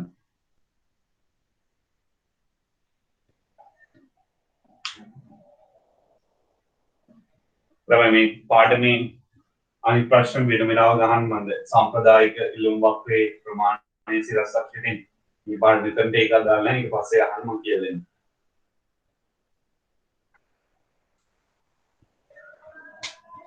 QD සමානයි 120 වෙන 2යි P.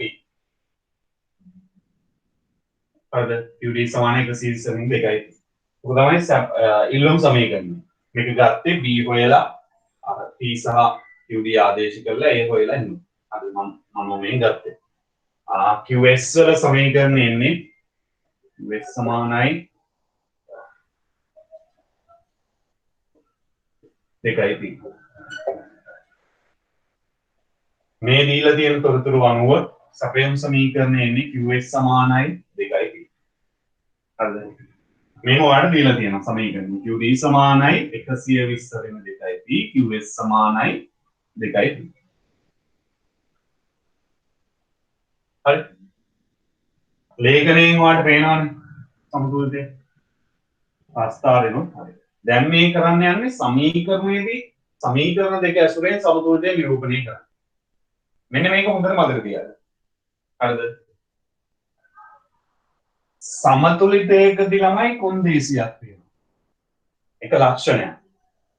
මෙන්න මේ සියලු අවස්ථාවන් අතුරින් සමතුලිත අවස්ථාවේ විතරක් තියෙන සිද්ධියක් තමයි සමතුලිත අවස්ථාවේ විතරයි ඉල්ලුම් ප්‍රමාණයට සැපයුම් ප්‍රමාණය සමානයි. අපෝ කියනවා මෙන්න මේ සියලු අවස්ථාවන් වලින් සමතුලිත අවස්ථාවේදී විතරයි ඉල්ලුම් ප්‍රමාණයට සැපයුම් ප්‍රමාණය සමාන වෙන්නේ. අන් කිසිම අවස්ථාවක ඉල්ලුම් ප්‍රමාණයට සැපයුම් ප්‍රමාණය සමාන වෙන්නේ නැහැ. ඉල්ලුම් ප්‍රමාණයට සැපයුම් ප්‍රමාණය සමානයි නම් ඒක සමතුලිතයි. මේ වාට මම අර කලින් chart එකේ ඇඳලා කපිට දාලා පෙන්නුවේ මේ හැම එකක්ම අසමතුලිතයි. මේක විතරයි සමතුලිත වෙන්නේ. ඔක හොඳට මතක තියාගන්න. ඒ වගේම ඉල්ලුම් ප්‍රමාණයට සැපයුම් ප්‍රමාණය සමානයි වගේම මේ ඒකක 60 මිලදී ගන්න කැමති මිලක් 30යි මේ ඒකක 60 සපයන්න කැමති මිලක් 30යි. ඒ කියන්නේ පාරිභෝගිකයා මිලදී ගන්න කැමති මිලයි නිෂ්පාදකයා සපයන්න කැමති මිලක් සමානයි. මෙන්න මේක හොඳට ඔළුවට දාගන්න. සමතුලිතයේදී QD QS සමානයි. සමතුලිතයේදී QD QS සමානයි. ඉල්ලුම් ප්‍රමාණයට සැපයුම් ප්‍රමාණය සමානයි. ඒ වගේම සමතුලිතයේදී අදාළ ප්‍රමාණය පාරිභෝගිකයා ගන්න කැමති මිල price of buyer ගැනුම් මිල නිෂ්පාදකයා සපයන මිල price of supplier PS සමානයි. මේ සමතුලිතයේදී ඒකක ප්‍රමාණය ඉල්ලුම් ප්‍රමාණයක් 60යි සැපයුම් ප්‍රමාණයක් 60යි. මේ සමතුලිතයේදී ඉල්ලුම් වක්‍රයට අනුව මිල 30යි සැපයුම් වක්‍රයට අනුව මිල 30යි. ඒක තමයි මම මේ කිව්වේ. එහෙනම් යම්කිසි අවස්ථාවක සැපයුම් ප්‍රමාණය ඉල්ලුම් ප්‍රමාණය සමාන වෙන්නේ සමතුලිතයේ. PB ට PS සමාන වෙන්නේ සමතුලිතයේ. ඉතින් ඔයා මෙහෙම සිද්ධියක් කියනවා කියලා. මම ඔයාලට කියනවා මුකුත් තොරතුරු දෙන්නේ නැතුව යම්කිසි ඉල්ලුම් සැපයුම් තොරතුරු බලවේග දෙකක් තිබ්බා. හරිද? එක්තරා මිලකදී පාරිභෝගිකයෝ ගන්න කැමති වුණා ඒකද 100ක්. මම මිල කියන්නේ නැහැ නේ එක්තරා මිලකදී කියලා කියන්නේ. එක්තරා මිලකදී පාරිභෝගිකයෝ ගන්න කැමති වුණා 100ක්. හැබැයි නිෂ්පාදකයෝ සපයන්න කැමති වුණා ඒකක 150. මට කියන්නකො මේ මං කියපු තොරතුරු අනුව මේක සමතුලිතය වෙන්න පුළුවන්ද වෙන්න බැයිද? yes ද no ද? සමතුලිතයද නැද්ද? මේ කියපු තොරතුරු අනුව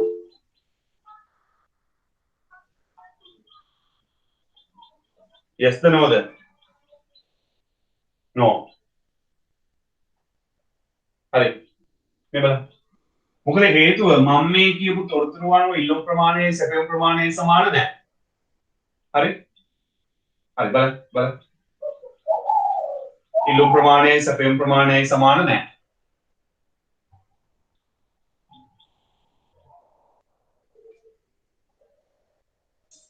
මම ඔයාලට මෙහෙම කිව්වා යම්කිසි මිලකදී පාරිභෝගිකයෝ මිලදී ගන්න සූදානම් වුණා ඒකක 150. නේ ඒකක 300ක්. පාරිභෝගිකයෝ මිලදී ගන්න සූදානම් වුණා ඒකක 300ක්. ඒ මිලේදී නිෂ්පාදකයෝ සපයන්නත් සූදානම් වුණා ඒකක 300ක්. එහෙනම් මේක සමතුලිතය කියන්න පුළුවන්ද බැයිද? yes ද no ද? yes. හරි. හරි. මේවල එහෙනම් ඔයාලට තේරෙන්න ඕනේ සමතුලිතය හඳුනා ගන්න ඔයාට එක ලක්ෂණයක් තියෙනවා. ඉල්ලුම් ප්‍රමාණය සැපයුම් ප්‍රමාණයට සමාන වෙන්නේ මොන අවස්ථාවේද? ඒක තමයි සමතුලිතය. හරිද? එහෙනම් මම ඔයාලට කිව්වොත් මං ඉල්ලුම් ප්‍රමාණය සැපේ ඉල්ලුම් ප්‍රමාණයක් 300යි සැපයුම් ප්‍රමාණයක් 300යි කියලා කිව්වනේ වාට. ඒතර මිලක් කිව්වේ නෑනේ. මං කිව්වොත් අන්නේ අවස්ථාවේ මිල උනේ රුපියල් 50යි කියලා. ඔයාලට අමුතුවෙන් කියන්න ඕනේ නෑ. මේ 50 කියන්නේ එහෙනම් මොන මිල වෙන්න ඕනේද? සමතුලිත මිල වෙන්න ඕනේ. මොකද ඉල්ලුම් ප්‍රමාණයට සැපයුම් ප්‍රමාණය සමානයි කියලා කියන්නේ සමතුලිතය. හරිද? ඒ අවස්ථාවේ මිල කියන්නේ ඒක සමතුලිත මිල වෙන්නේ. මේ ලක්ෂණයෙන් ගන්න. මේක මෙහෙම කියන්න පුළුවන්. මම මේ කොන්දේසියෙන් ගන්න. මම ඔයාලට කියනවා එක්තරා අවස්ථාවක යම් භාණ්ඩ ප්‍රමාණයක් පාරිභෝගිකයා ගන්න කැමති වුණේ රුපියල් 20ට. එක්තරා භාණ්ඩ ප්‍රමාණයක්. මේක හරියට තේරුම් ගන්න. එක්තරා භාණ්ඩ ප්‍රමාණයක් පාරිභෝගිකයා ගන්න කැමති වුණේ රුපියල් 20ට. හැබැයි නිෂ්පාදකයා ඒක සපයන්න කැමති වුණේ රුපියල් 30ට. අදාළ භාණ්ඩ ප්‍රමාණය. එහෙනම් මේකට සමතුලිතය කියන්න පුළුවන්ද? yes ද no ද? මේ අවස්ථාව භාණ්ඩයක ප්‍රමාණය මම කිව්වේ නෑ. හැබැයි මම ඔයාලට කිව්වා අදාළ ඒක ප්‍රමාණය පාරිභෝගිකයා ගන්න කැමති වුණේ 20ට. නිෂ්පාදකයා සපයන්න කැමති වුණේ 30ට. මේකට සමතුලිතය කියන්න බෑ. very good. මේව හැබැයි මම ඔයාලට මෙහෙම කිව්වොත් යම්කිසි භාණ්ඩ ප්‍රමාණයක් තිබ්බා. ඒ භාණ්ඩ ප්‍රමාණය පාරිභෝගිකයා ගන්න කැමති වුණා රුපියල් 50කට. අදාළ භාණ්ඩ ප්‍රමාණය නිෂ්පාදකයාට සපයන්න කැමති වුණා රුපියල් 50කට. එහෙනම් මේකට සමතුලිතය කියන්න පුළුවන්. එහෙනම් මේ මිල තමයි අනිවාර්යෙන් දෙන්නම අර මිල සමාන වෙලා කියන්නේ. මේක තමයි සමතුලිත අවස්ථාව. එහෙනම් මේක තමයි සමතුලිත මිල. මේක තමයි සමතුලිත මිල. මම ඔයාලට මෙච්චර වෙලා ප්‍රමාණය කිව්වේ නෑනේ. හැබැයි දැන් මම ඔයාලට ප්‍රමාණය කිව්වොත් මෙන්න මේ 50ට මිලදී ගන්න සූදානම් වෙද්දී නිෂ්පාදකයා 50ට විකුණන්නත් සූදානම් වන අවස්ථාවේ ඒ ප්‍රමාණය උනේ ඒකක 250යි කියලා. එහෙනම් ඔයා දැනගන්න ඕනේ ඒ ඒකක 250 කියන්නේ වෙන 아무තු දෙයක් නෙවෙයි සමතුලිත ප්‍රමාණය. ඔන්න ඕක තේරුම් ගන්න. ඉල්ලුම් ප්‍රමාණයට සැපයු ප්‍රමාණය සමානයි සමතුලිතයේදී. පාරිභෝගිකයාගේ මිලට නිෂ්පාදකයාගේ මිලත් සමානයි. හරි? මේ අවශ්‍ය දේවල් තියෙනවා නම් ලියාගන්න. මේ අවශ්‍ය දේවල් මම මේක මතනවා ඒක. මෙන්න මේක ළමයි කොහේ හරි ලියාගන්න. මේක සමතුලිතය නෙවෙයි මේක සමතුලිතය. ඔයාලට පස්සේ ඔයා දැන් හිතුවට නෑ ලොකු දෙයක් නෑ කියලා පස්සේ වැදගත් වෙයි. මේ කර්ම දෙකෙන් තමයි මම මේ පැහැදිලි කරන්නේ.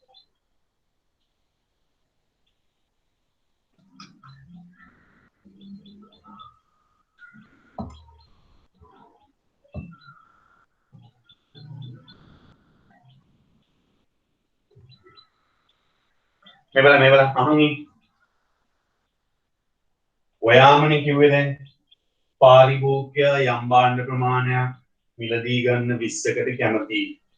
මං කිව්වා ඒ භාණ්ඩ ප්‍රමාණය නිෂ්පාදකයා සපයන්න කැමති 30කට. ඔයාම කිව්වා ඒකට සමතුලිතය කියන්න බෑ කියලා. හරිද? මොකද පාරිභෝගිකයා මිලදී ගන්න කැමති මිලයි නිෂ්පාදකයා සපයන්න කැමති මිලයි දෙකක්. මොකද සමතුලිතයේදී මේ මිල අදාළ ප්‍රමාණය එකම මිල වෙන්න ඕනේ. ඒ ප්‍රමාණයට මිලයන් දෙකක් තිබ්බොත් පාරිභෝගිකයාගේ මිලයි නිෂ්පාදකයාගේ මේ 20 කියන්න බෑනේ. 20 සමතුලිතය නෙවෙයි 20 ගන්න කැමති පාරිභෝගිකයා 50ට නිෂ්පාදකයා දෙන්න කැමති 10ට සමානයි. මේ 100 කියන්නත් බෑනේ. 100 පාරිභෝගිකයා ගන්න කැමති 10ට නිෂ්පාදකයා සපයන්නේ 50ට. මෙතනදී තමයි අදාළ ප්‍රමාණයේ පාරිභෝගිකයා ගන්න කැමති මිලයි නිෂ්පාදකයා සපයන්න කැමති මිලයි දෙකම සමානයි. එහෙනම් මේක සමතුලිතය නෙමෙයි. මං කිව්වා පාරිභෝගිකයා ගන්න කැමති යම් භාණ්ඩ ප්‍රමාණයක් පාරිභෝගිකයා ගන්න කැමති මිල 50යි. අදාළ භාණ්ඩ ප්‍රමාණයම නිෂ්පාදකයා සපයන්න කැමති මිලත් 50යි. ඒ කියන්නේ මම ප්‍රමාණය නොකියුවට ඒ ප්‍රමාණයේදී පාරිභෝගිකයාගේ මිලයි නිෂ්පාදකයාගේ මිලයි සමාන වෙලා.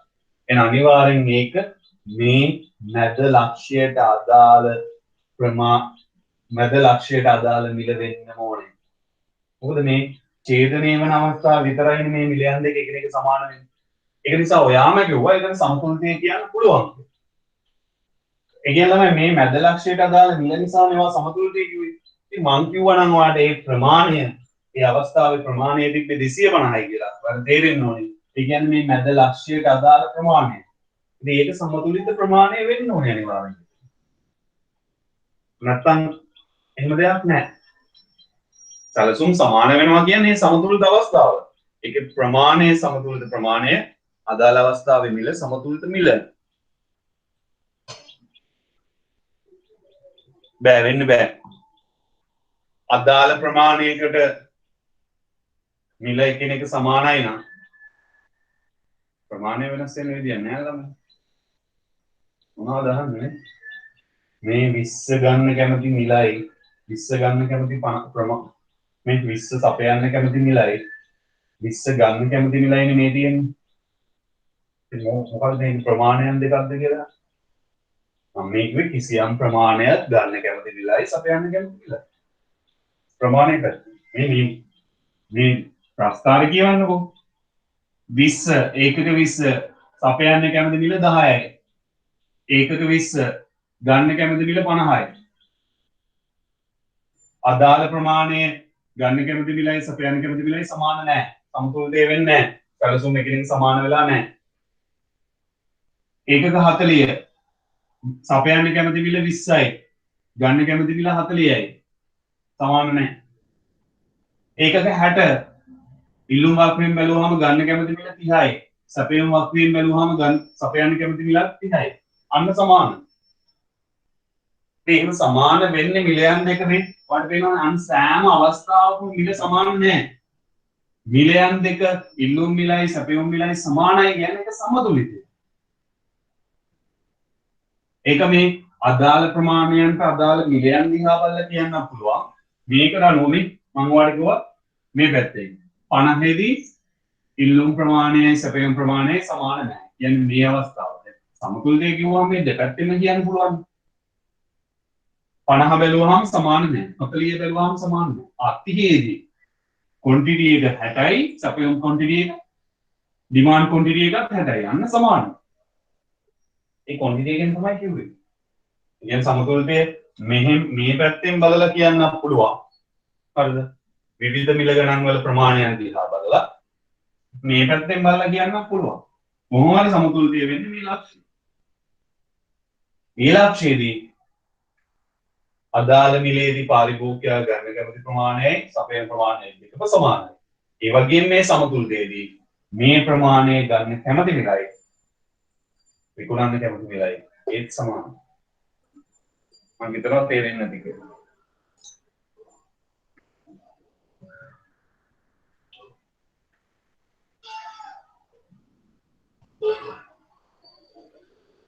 මම කියුවාට මේ කොන්දේසි දෙකෙන් සමතුලිතය හඳුනගන්න පුළුවන්.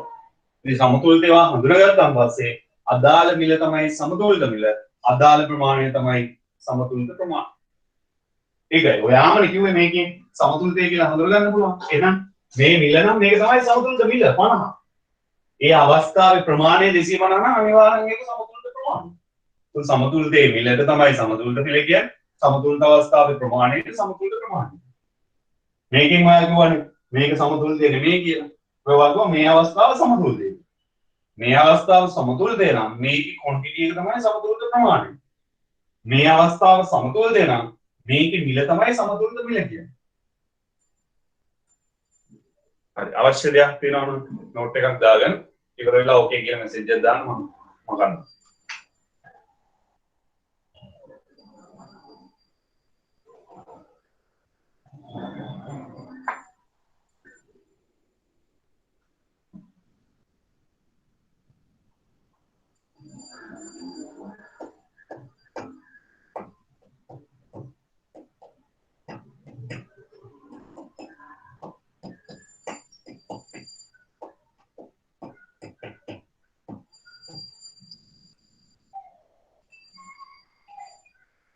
හරි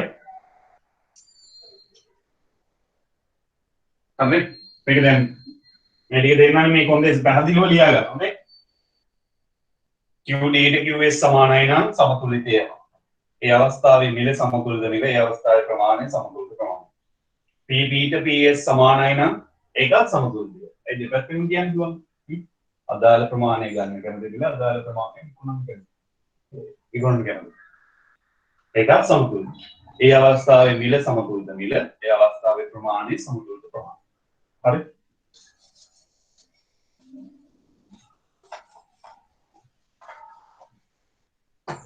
හරි එනවා සමීකරණය මම අර පෙර වැඩ ටික තමයි කරේ දැන් ඔයාලට මේ සමීකරණේ මේ ඉල්ලුම පේනවා QD වලින් සැපයුම පේනවා QS වලින් සමීකරණය හරි බලන්න බෝඩ් එක බලන්න මේක කරන්නේ මෙහෙමයි තමයි. අර ඔයාට මතකයි දැන් මම කොන්දේසි දෙකක් කියනවා සමතුලිතයේදී. QD ට QS සමාන. එහෙනම් මම කරන්නේ QD ට QS සමාන කරනවා. QD ට QS සමාන කරනවා. සමාන කරලා මේ සමීකරණ දෙක විසඳුවාන් පස්සේ අවසානයේ P වල අගයක් එනවා. QD ට QS සමාන කරන් පස්සේ අවසානයේ P වල අගයක් එනවා. ඔයා දන්නවනේ සමීකරණ පාඩම. මෙහෙම සමීකරණ දෙකක් එකිනෙක සමාන කරලා යම් පදයක් අපිට හොයාගන්න පුළුවන්.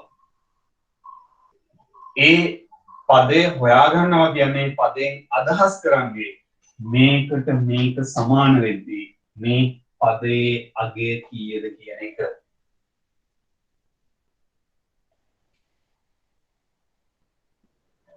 එහෙනම් මම මෙතන කරන්නේ QD QS ට සමාන කරලා ඒ සමාන වන අවස්ථාවේ P හොයාගන්න. මේ එන්නේ QD QS සමාන වන අවස්ථාවේ මිල නම් අනිවාර්යෙන් මේ උත්තරේ විදියට එන්නේ මොන මිලද? සමතුලිත මිල වෙන්න ඕන. මොකද QD QS සමාන වෙන්නේ මෙන්න මෙහෙම වෙන්නේ සමතුලිතයේදී. මේ ලක්ෂණය තියෙන්නේ සමතුලිතයේදී විතරයි. එහෙනම් QD QS සමාන වන අවස්ථාවේ මිල කියන්නේ සමතුලිතයේ මිල. එහෙනම් මේ ඉන්නේ සමතුලිත මිල. හදලා බලමු. මම හිතනවා කියපු දේ තේරෙනවා. QD QS සමාන වන අවස්ථාවේ මිල හොයන්න. QD 120 ඍණ 2p QS 2p p වලගෙන හොයන්න තියෙන්නේ. ඒත් p කියන්නේ එක පැත්තකට ගේන්න ඕනේ. ඍණ 2p මේ පැත්තට ගෙනාවම 2p ධන 2p 120. හරි. 4p 120යි. p වලගේ හොයන්න 120 බෙදනවා 4ෙන් උත්තරේ එනවා 30. සූත්‍රය 30. ඒක සමතුලිත මිල එනවා. මොකද හේතුව සමතුලිත අවස්ථාවේ තමයි QD QS සමාන වෙන්නේ. ඒතකොට QD QS සමාන වන අවස්ථාව කියන්නේ මෙන්න මේ ලක්ෂය. මෙන්න මේ අවස්ථාව. ඉතින් මේ QD QS සමාන වන අවස්ථාවේ මිල කියන්නේ සමතුලිත මිල මේ එන්නේ මේ මිල. මේ තියෙන්නේ QD QS සමාන වන අවස්ථාවේ මිල. මේක තමයි සමතුලිත මිල. දැන් ඕනේ ළමයි සමතුලිත ප්‍රමාණය. සමතුලිත ප්‍රමාණය හොයාගන්න තියෙන්නේ මෙහෙමයි. මේක සමතුලිත මිල නම් ඉහ කියන්නේ සමතුලිත මිල නම් මේ මිලේදී ඉල්ලුම් ප්‍රමාණය දෙන්නේ 60යි. සැපයුම් ප්‍රමාණය දෙන්නේ 60යි. ඒ කියන්නේ 30ට අදාළ ඉල්ලුම් ප්‍රමාණය 60යි සැපයුම් ප්‍රමාණය 60යි. අපිට ඒකක ප්‍රමාණය හොයාගන්න පුළුවන් ඒ නිසා මෙහෙම. අපි දන්නවනේ ඉල්ලුම් සමීකරණය සැපයුම් සමීකරණය දෙකක්. ඔය දෙකින් ඕනේ එකට මම දෙකටම හදලා පෙන්නනවා. QD සමාන 120 ඍණ 2p. QS සමානයි 2p. ඔය ඕනේ එකට මේ p වෙනුවට සමතුලිත මිල ආදේශ කරොත් 30 ආදේශ කරොත් අදාළ මිලේදී ප්‍රමාණය එනවා. අදාළ මිලේදී ප්‍රමාණය එනවා. ඇයි? මේක නම් ළමයි සමතුලිත. මේ සමතුලිත අවස්ථාවේ සැපයුම් වක්‍රයට අදාළ ප්‍රමාණය 60යි. ඉල්ලුම් වක්‍රයට අදාළ ප්‍රමාණය 60යි. ඉල්ලුම් සමීකරණයට මිල ආදේශ කරලා හරි සැපයුම් සමීකරණයට මිල ආදේශ කරලා හරි අපිට ප්‍රමාණය හොයාගන්න පුළුවන්. අපි දන්නවා සමීකරණයක නොදන්නා පද දෙකක් තියෙනවා. මිල දන්නවා නම් ප්‍රමාණය හොයාගන්න පුළුවන්. ප්‍රමාණය දන්නවා නම් මිල හොයාගන්න පුළුවන්. සම්මෙතන අපි ඉල්ලුම් මිල 30 දී ප්‍රමාණය. එතකොට එනවා මේ උත්තරේ කියන්නේ. සැපයුම් මිල 30 දී සැපයුම් වක්‍රයට අදාළ ප්‍රමාණය. ඒත් එනවා උත්තරේ. දෙකෙන් ඕන එකක් හරි. QD සමානයි 120 ඍණ 2 වැඩි කරාම 60යි. 120න් 60ක් ගියාම ඒකක 60යි. ප්‍රමාණය 60යි. QS සමානයි 2 වැඩි කිරීම 30. 60යි. එහෙනම් ප්‍රමාණය හොයාගන්න පුළුවන් ඉල්ලුම් සමීකරණයට ආදේශ කරලා හරි සැපයුම් සමීකරණයට ආදේශ කරලා හරි. කොහොම තමයි සමීකරණයෙන් සමතුලිතය හොයන්නේ. හැබැයි මේ සමීකරණය ලියලා නිකන් ඉන්න පාලක් හම්බෙන්නේ නැහැ. ඔයා සමීකරණේ ලියලා සමතුලිත මිල රුපියල් 30යි සමතුලිත ප්‍රමාණය ඒකක 60යි කියලා ලියන්න ඕනේ. ඔද සමීකරණයෙන් විසඳන්නේ ඔයා තමයි දන්නේ මේ හොයන්නේ සමතුලිත මිල කියලා. ඔයා තමයි මේ දන්නේ 60 තමයි සමතුලිත ප්‍රමාණය කියලා.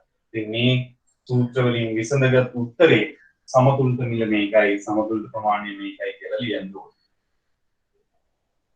හරි. කොහොම තමයි සමීකරණයකින් සමතුලිතය හොයන්නේ. අවස්ථා තුනක් කියලා දුන්නා. අවශ්‍ය දේවල් ලියාගෙන මැසේජ් එකක් දාන්න ඕකේ කියලා.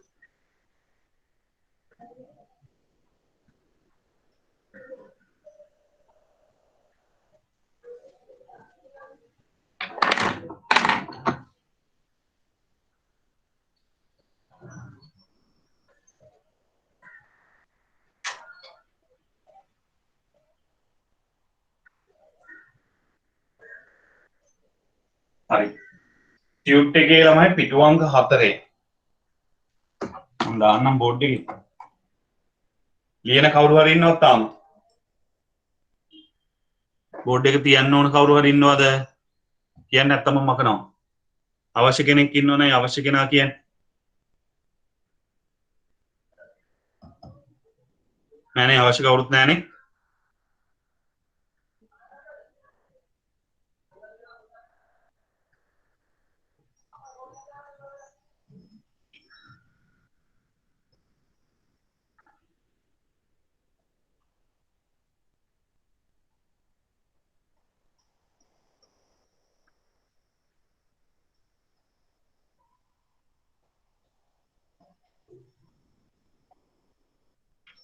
හරි ටියුට් එක බලන්න පුළුවන් අය ළමයි පිටු අංක 4 තියෙන ගාන හදලා දෙන්න මට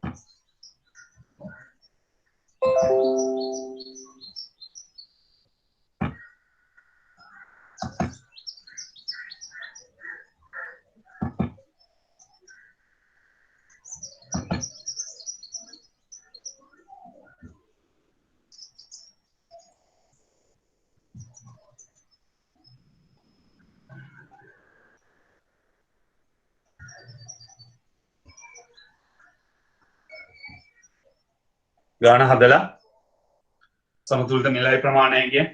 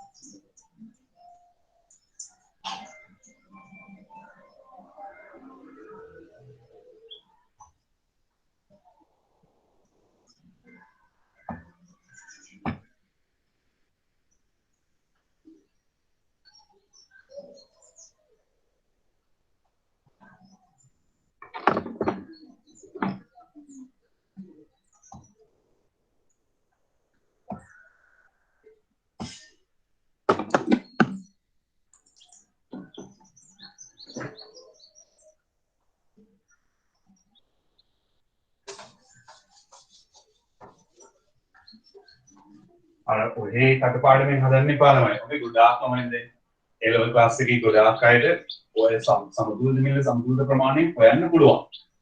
ඒක හොයන්න පුළුවන් වුණාට ඇයි එහෙම හොයන්නේ කියන අදහස යාර තේරෙන්නේ නැහැ ගොඩක් අය. ඒක මතක තියාගන්න. සමතුලිත අවස්ථාවේ ලක්ෂණයක් තමයි සැපයුම් ප්‍රමාණය ඉල්ලුම් ප්‍රමාණයට සමානයි ඉල්ලුම් මිල සැපයුම් මිල සමානයි. තමයි මේ දීලා තියෙනවානේ QD සමානයි 65 P QS සමානයි 5 P කියලා. හරි? ඉතින් අර කියන සම්බන්ධතාවය ඔස්සේ කියන්නේ අපි දන්නවා සම්බන්ධයක් තියෙනවා QD ට QS සමාන අවස්ථාව. අවස්ථාව තමයි සමතුලිතය කියන්නේ. එහෙනම් මේ QD ට QS සමාන කරලා උක්ත වෙන මිල කියලා කියන්නේ සමතුලිත මිලට. ඒක නිසා අපි 60 ඍණ 5යි තියා පැත්තට ගිහින් 10යි දී දෙපැත්තම 10න් බෙදුවහම මිල රුපියල් 6ක් එනවා. ඒ කියන්නේ මේ ඉන්නේ සමතුලිත මිල. ඇයි මම මෙහෙම කියන්නේ? මේ මිල විදියට එන්නේ QD ට QS සමාන වන මිල. ඉතින් මේ QD ට QS සමාන වෙන්නේ සමතුලිත විතරමයි. එහෙනම් මේක සමතුලිත මිල. සමතුලිතයේදී ඉල්ලුම් ප්‍රමාණයත් ඉල්ලුම් ප්‍රමාණය සැපයුම් ප්‍රමාණයට සමානයි. නිසා ඔයාට සමතුලිත ප්‍රමාණය හොයාගන්න ඕන නම් මේ මිලේදී ඉල්ලුම් ප්‍රමාණය හෙව්වත් එකයි සැපයුම් ප්‍රමාණය හෙව්වත් එකයි. දෙකම එකම උත්තරේ ඉන්නේ. ඒක තමයි සමතුලිත ප්‍රමාණය. එහෙනම් QD ට හෝ QS ට ආදේශ කිරීම. ආදේශ කරන්න. මේක මාතෘකාව කියන්නේ QD ට ආදේශ කිරීම. QD සමානයි 60 ඍණ 5යි P. මිල කියන්නේ 6යිනේ 5 වැඩි කිරීම 6. 60 ඍණ 30. උත්තරේ 30යි. ඔය QS ට ආදේශ කරත් වෙනවා. 5යි P P ආවේ 6යි 60යි. සෝරි 30යි. මේක හදලා නිකන් ඉන්න එපා අනිවාර්යයෙන් ලියන්න. සමතුලිත මිල රුපියල් හොඳේ. රුපියල් කියලා දාන්න ඕනේ. 6යි සමතුලිත ප්‍රමාණය ඒකක 30යි. මෙන්න උත්තරේ. හරි. ඊළඟ ප්‍රශ්නේ මම ඔයාලට හදන්න chance එකක් දෙනවා. try කරන්න.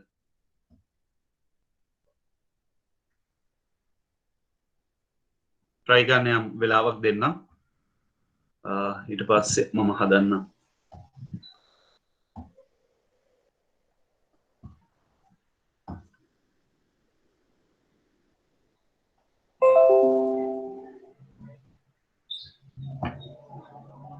මේ ස්ක්‍රීන් එකේ තියෙන ගන්න.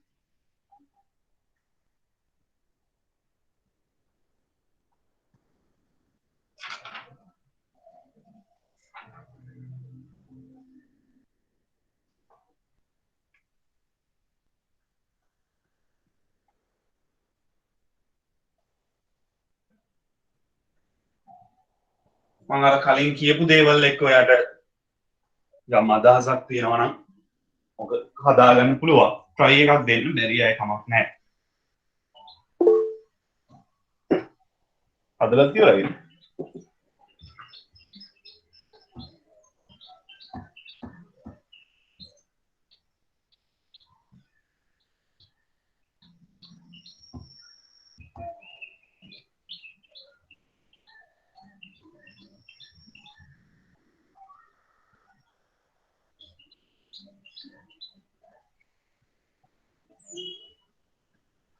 බලන්න try එකක් දෙන්න.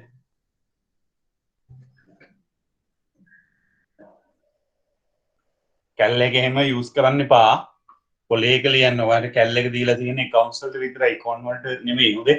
ඔයා අනාථ වෙයි එහෙම පුරුදු වුණොත්. පොලේ එක හදන්න.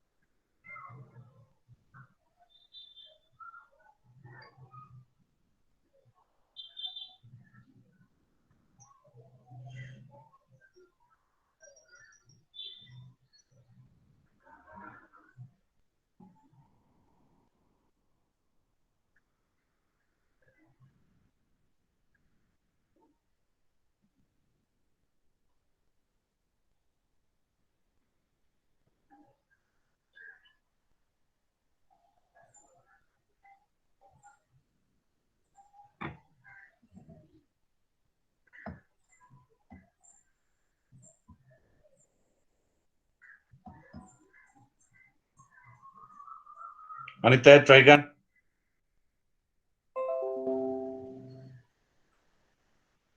හැමෝටම පුළුවන්. try එකක් දෙන්නකෝ මම කියලා දෙන්නම්.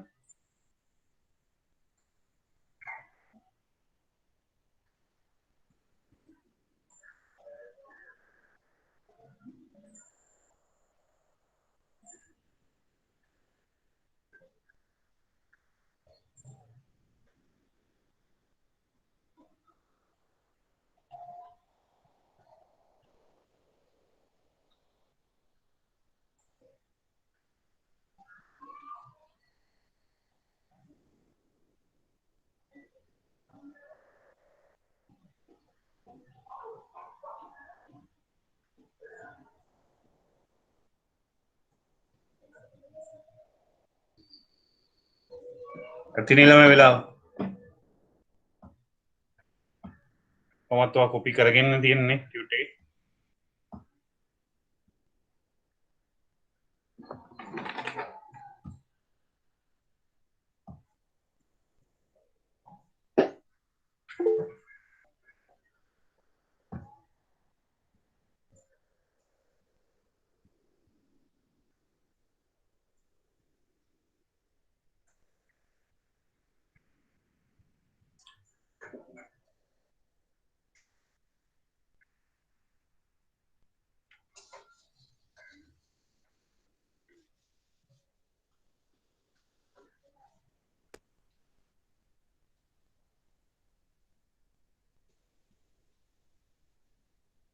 ළමයි මේ ගාන හදන්න කලින් ආගන් මම කලින් දවසෙත් කිව්වා. එතකොට අදින් පස්සේ අද සෙන්සුරාදනේ ඔයාලට එතකොට ආපහු ක්ලාස් තියෙන්නේ බදාදා. හරිද? බදාදා ඔන්ලයින් ක්ලාස් එකට එද්දි සයිට් එක හරහා ওই විදියට එන්න බෑ. ඔන්ලයින් ක්ලාස් එකට එද්දි ඔයාලට ඊමේල් එකක් හරහා එන්න තියෙන්නේ. ඔයාලා ක්ලාස් එකේ ෆී එක ගෙවලා සබ්මිට් කරාන ඊමේල් ඇඩ්‍රස් එකක්. හරිද? හැමෝම Gmail එකක් සබ්මිට් කරලා ඇති. ඊමේල් ඇඩ්‍රස් එකක් සබ්මිට් කරාන. ඒ ඊමේල් ඇඩ්‍රස් එකට ක්ලාස් එක තියෙන දවසේ විනාඩි 10කට අවම වශයෙන් විනාඩි 10කට කලින් මේ කලින් කිව්වා මම හිතන්නේ විනාඩි 10කට පෙර ලින්ක් එකක් එනවා. ඒ link එක click කරාම ඔයාලට class එකට එන්න පුළුවන්. හරිද? දැන් නම් ඔයා button එකේ ගිහම ඔයාව approve කරන්න ඕනේ. එහෙම approve කරන්න අවශ්‍යත් නැහැ. නිකම්ම class එකට වැටෙනවා. ඒ link එක. එකෙන් එන්න පුළුවන් ඔයාට විතරයි. මොකටම මේ තමන් දාපු email address එකට තමන්ට අදාළ link එකක් එනවා. ඒකට ඒ link එකකින් එන කෙනාට එන්න පුළුවන් තමන්ගේ link එකකින්. හරිද?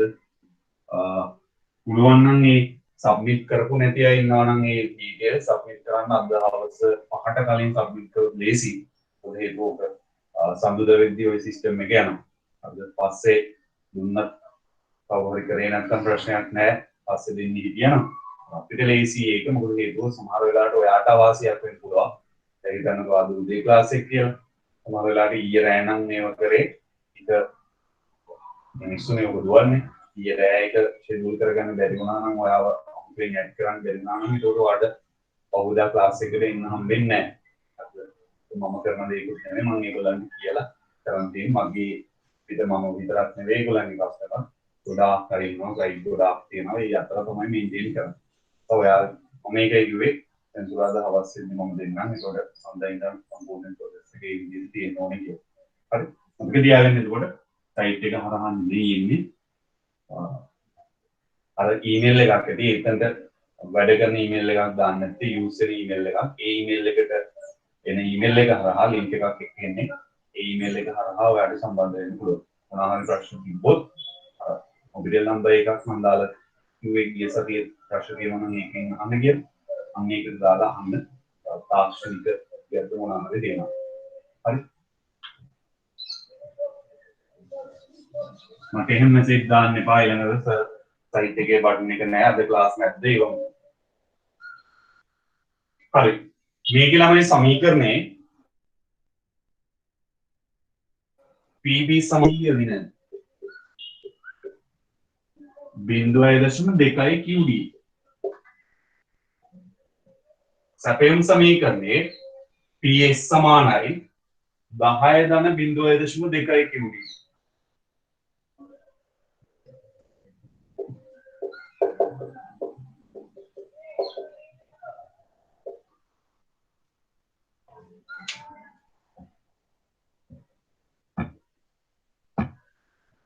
හරි මේක තමයි සමීකරණ දෙක තියෙන්නේ. මේක ළමයි මේ ඔයාට අමුත්තක් විදියට දැක්කට මේ සමීකරණ දෙක අමුත්තක් නැහැ. සාමාන්‍ය මතක තියාගන්න QD සමානයි A ඍණ BP නිසා ඉල්ලුම් සමීකරණය. A ඍණ BP. එතකොට මේ P කියලා කියන්නේ ඉල්ලුම් සමීකරණයේ P කියලා කියන්නේ යනුම් කවුරුගේ මිල. අතන මෙතන අපි දැන් මේ හිතුවානේ තියෙන price of buyer පාරිභෝගිකයා ගන්න කැමති මිල. මේක සාමාන්‍යයෙන් දැම්මම පස්සේ මේකට ගානක් ආදේශ කරොත් QD සමානයි 100 ඍණ 2p කියලා හිතන්න. ඒක මෙහෙම අපිට ඇහැට දැකලා පුරුදු සමීකරණයනේ මේක. මේ තියෙන්නේ මේකේ QD යුක්ත කරලා. අපි දන්නවා සාමාන්‍යයෙන් සමීකරණයක නොදන්නා පද දෙකක් තියෙද්දි මේ පදේ යුක්ත කරලා ගන්නත් පුළුවන් මේ පදේ යුක්ත කරලා ලියන්නත් පුළුවන්. දැන් උදාහරණයක් විදිහට මේ ප්‍රශ්නෙට අදාළ නැහැ හොඳේ. මම හිතලා සමීකරණයක් ලියුවේ මේක මම ලියන්නම් p යුක්ත කරලා. වැරද්දක් නෙවෙයි කරන්නේ ගණන් පාඩමේ මේකේ හරියට දාලා p යුක්ත කරලා ලියන්නත් පුළුවන්. මේ p යුක්ත කරලා ලිව්වොත් ඍණ 2p එහා පැත්තට ගෙනියන්න. 2p 100 මේ QD මෙහෙට ගෙනවා ඍණ QD. කොහොමද p වලගේ p උක්ත කළ සමීකරණ ලියන්න මුළු සමීකරණයම දෙකෙන් බෙදන්න. පද තුනක් තියෙනවා පද තුනම දෙකෙන් බෙදන්න. එතකොට අපි දෙනවා p සමානයි 100 දෙකෙන් බෙදුවාම 50යි. මේ තියෙන b මෙතන ළමයි QD කියන්නේ 1යි QD නේ. එක දෙකෙන් බෙදුවාම එනවා 0.5යි QD. Q කිව්වත් ප්‍රශ්නයක් නැහැ. අර මේ වගේ එකක් තමයි මේ QD මේකක් තමයි මේ වාට පේන්නේ. වැරද්දක් නෑ ඒකේ මේ P උත්ත කරලා තියෙන්නේ. හරිද? ඔයාලා නිකන් මේක ඇහැට අපහසුයි වගේ නම් මේක නැවතත් QD උත්ත කරලා ඔයාලට ඒ කියන්නේ මේ QD උත්ත කරලා QD ට අදාළව ලියාගෙන මේ වාට ඇහැට පුරුදු සමීකරණේ අදාළ වෙන්න පුළුවන්. ගවුල් අවුල් වගේ මේකෙත් එහෙමයි හරිද මේ QD QS සමානයි ඉදන බීපින් මේක P යුක්ත කරලා ලියලා තියෙනවා මේ වගේ ගණන් පාඩමින් මේවා කරලා තියෙන වෙනසක් නැහැ කෙනෙක්ට ඕන නම් මේ QD වලට උත්තර කරලා එහෙම හදන්න පුළුවන් ක්‍රම දෙකක් තියෙනවා නැත්තම් ළමයි ඔයාට මම කියවනේ ඉතින් QD ට QS සමානයි වගේම මම ක්‍රම දෙකෙන්ම හදන්නම් QD ට QS සමානයි වගේම සමතුල දෙවි PB ට PS සමානයි PB ට PS සමානයි මේ P අගයන් දෙක සමාන කරොත් එනවා උත්තරයක් Q අගයක් එන්නේ PB ට PS සමාන වන අවස්ථාවේ Q අගය කියන්නේ සමතුලිත වෙන ළමයි PB ට PS සමාන ඒ අවස්ථාවේ ප්‍රමාණය කියන්නේ සමතුලිත ප්‍රමාණය මෙවල PB සමානයි 400 ඍණ 0.2යි මේ ළමයි QD QS කියලා අගයන් දෙකනේ මම ඒක නිසා Q දානවා පොද quantity එක කියන්නේ සමතුලිත මිලනේ සමතුලිත ප්‍රමාණයනේ මේ ඉන්නේ අපිට සමතුලිත ප්‍රමාණය කිව්වම දෙකෙන් පොදු ඉන්නේ QD Qවත් QS Qවත් එකම ප්‍රමාණය Q හොයා ගන්නවා ඒක Q කියලා දා ගන්නවා ඒක ලේසියි PS සමානයි 10 ධන 0.2යි QD හරි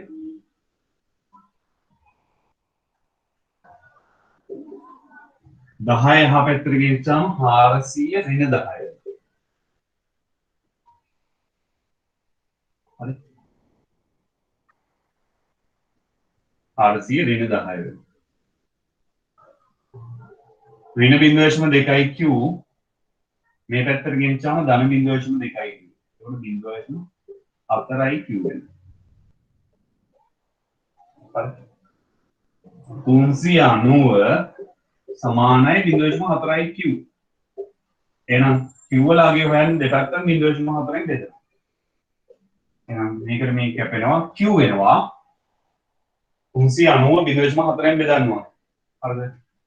මේ දශම තීත පන්න ගන්න මෙතන තව බිඳුවක් ඇඩ් වෙනවනේ. 1904ෙන් බෙදන්න ඕනේ.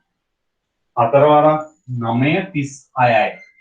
36. තුනක් ඉතුරුයි. 30යි. 4 වරක් 7 28යි. දෙකක් ඉතුරුයි. 20ට 4 ඒවා 5යි. 975යි. ඒකට. මේ ආර සමතුලිත ප්‍රමාණය. හරි. මේ ආර සමතුලිත ප්‍රමාණය. ඉතින් මේ ප්‍රමාණයේදී මේ සමතුලිත ප්‍රමාණය උන්ට PB ට PS සමාන වන අවස්ථාවේ ප්‍රමාණය මේ ප්‍රමාණයේදී ඉල්ලුම් මිල හෙව්වත් සැපයුම් මිල හෙව්වත් දෙකම එක අගයක් එන්න ඕනේ මොකද මේ සමතුලිත ඒකක ප්‍රමාණය නිසා ඒ දෙකෙන්ම එකම අගයක් එනවා ඒ අගය තමයි සමතුලිත මිල කියලා කියන්නේ හරිද එහෙනම් මේක මම හදුවොත් PB ට උත්තර කරන්න 400 ඍණ 0.2යි Q 400 ඍණ 0.2 වැඩි කිරීම 975 හරිද 0.2කින් 400 ඍණ 975 බෙදන්න ඕනේ 0.2කින් මේ වගේ වෙලාවකට මේ දශම අමාරු වෙනවා ළමයි 0.2 කියලා කියන්නේ පහෙන් එකයි කියන එක 0.2කින් වැඩි කරනවා කියන්නේ පහෙන් එක වැඩි කරනවා 975න් 0.2 කියන්නේ පහෙන් එකයිනේ පහෙන් එක වැඩි කිරීම 975 එල්මින් සුළු කරනවා කියන්නේ 975 පහෙන් බෙදනවා කියන්නේ පස්වරක් 1 5යි 4ක් ඉතුරුයි 47ට පස්වරක් 9 45යි පස්වරක් 9 45යි දෙකක් ඉතුරුයි 25ට නම් 5යි මේක වැඩි කරාම එන්නේ 195 400 195 අඩු කරාම රුපියල් 205ක් එනවා සමතුලිත ප්‍රමාණය ඒකක 975යි සමතුලිත මිල රුපියල් 205යි හරි මේක ලියා ගන්න ඕන කෙනෙක් ඉන්නවා නම් කියන්න නැත්නම් ඕකේ කියලා මැසේජ් එකක් දාන්න මම මේක මකලා සාමාන්‍ය විදියට කන්වර්ට් කරලා සමීකරණය හතර විදියට පෙන්වන්නම් මැසේජ් එකක් දාන්න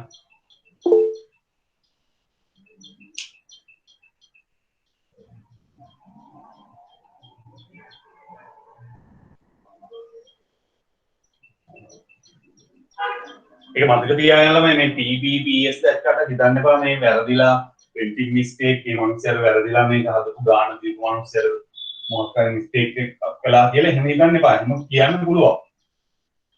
හරිද? අර මං කිව්වේ ගණන් පාඩමෙන් ඕන පදයක් උත්තර කරලා පෙන්නන්න පුළුවන්.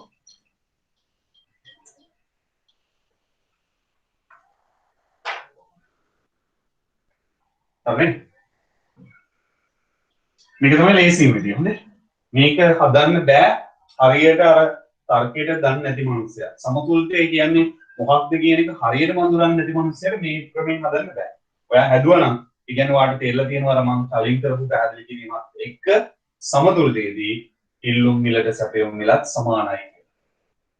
හරිද?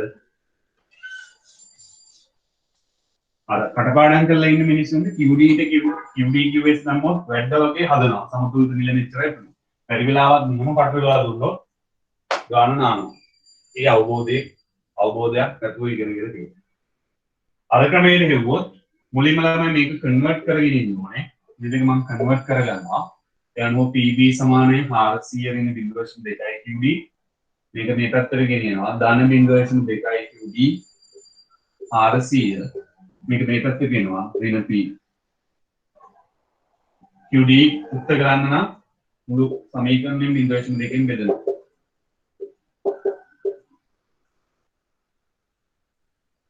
එහෙනම් වෙනවා QD සමානයි 400 බෙදන්න ඕනේ 0.2කින්.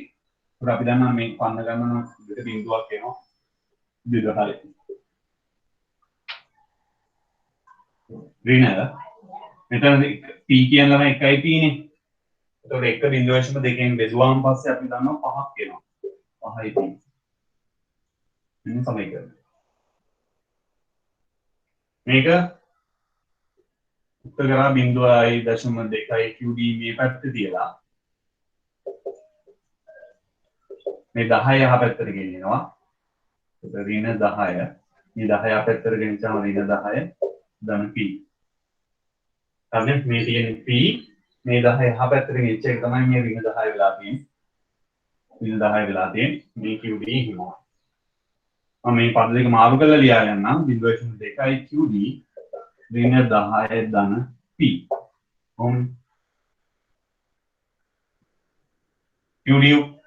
QS ने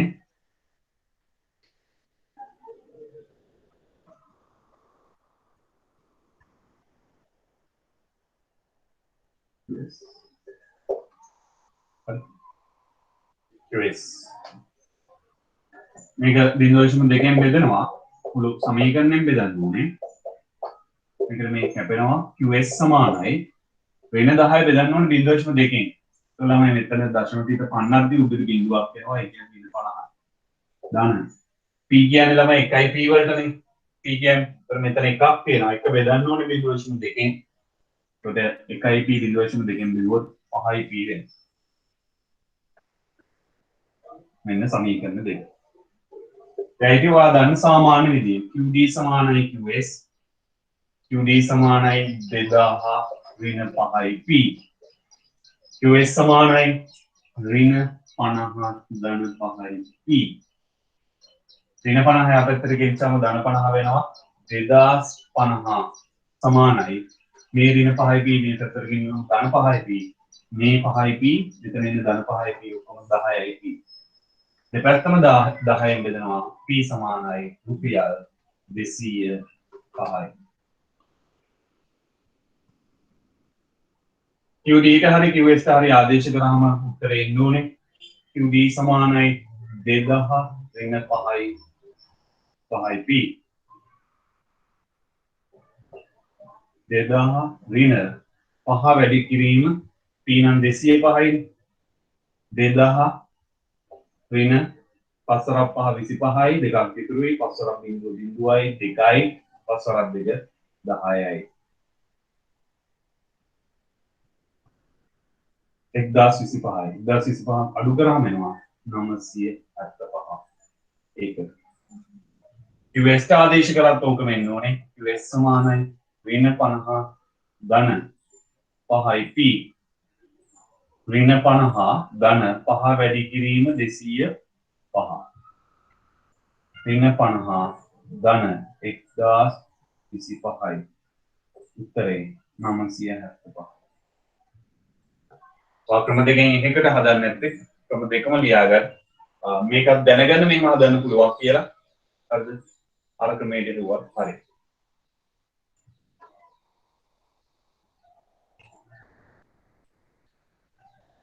අවශ්‍ය දේවල් ලියාගෙන ඕකේ කියලා මෙසේජ් එකක් දාන්න.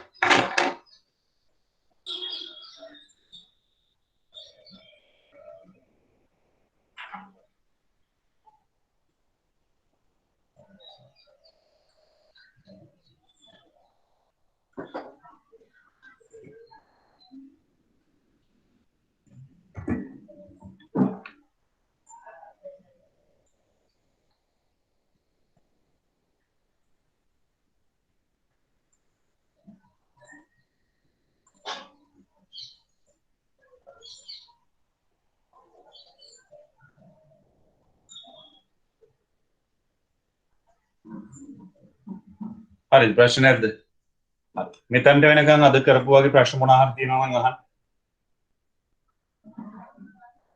සමතුලිතය නිර්වචනය ඉගෙන ගන්න ඕනේ. සමතුලිතය කියන්නේ මොකක්ද කියන අදහස උඩට දා ගන්න ඕනේ. ඒක ලේඛනයකින් පුළුවන්, ප්‍රස්තාරකින් පුළුවන්, සමීකරණයකින් පුළුවන්. සහ ඔයාට තේරෙන්න ඕනේ සමතුලිතයේදී ඉල්ලුම් ප්‍රමාණයට සැපයුම් ප්‍රමාණය සමානයි. ඉල්ලුම් මිලට සැපයුම් මිල සමානයි. පාරිභෝගිකයාගේ මිලට නිෂ්පාදකයාගේ මිල සමානයි. ඔන්න ඔය කරුණු ටික තමයි කතා කරේ. මෙතනට වෙනකම් ප්‍රශ්න නැහැනේ. හරි. උත්තරින් ඉස්සරහට ටික අධි ඉල්ලුම, අධි සැපයුම, අධි ඉල්ලුම් මිල, අධි සැපයුම් මිල, නිෂ්පාදක අතිරික්ත, පාරිභෝගික අතිරික්ත, ආර්ථික අතිරික්ත, සමතුලිතය වෙනස් වීම ඔය දේවල් ඉස්සරහට කතා කරමු. හරි. මතක තියාගන්න අර මම කලින් කියපු එක ලබන සතියේ ඉඳන් ක්ලාස් එකේදී අර සිස්ටම් එකට එන්නේ. ඒක මතක තියාගන්න මේ සාමාන්‍ය විදියට ආවට වාට ක්ලාස් එකට ජොයින් වෙන්න බෑ. හරි? අර සිස්ටම් එකෙන් එන්නේ. ඒකේ ඊමේල් ඇඩ්‍රස් ටික මම හෙට හෝ අනිද්දා ඔයගලන්ට නම් ආපහු බදා දැන් තියෙන්නේ. හෙට හෝ අනිද්දා පබ්ලිෂ් කරනවා. එතකොට ඊමේල් වල මොනවා හරි ඉෂුස් තියෙනවා නම් අකුරු වෙනස් නම්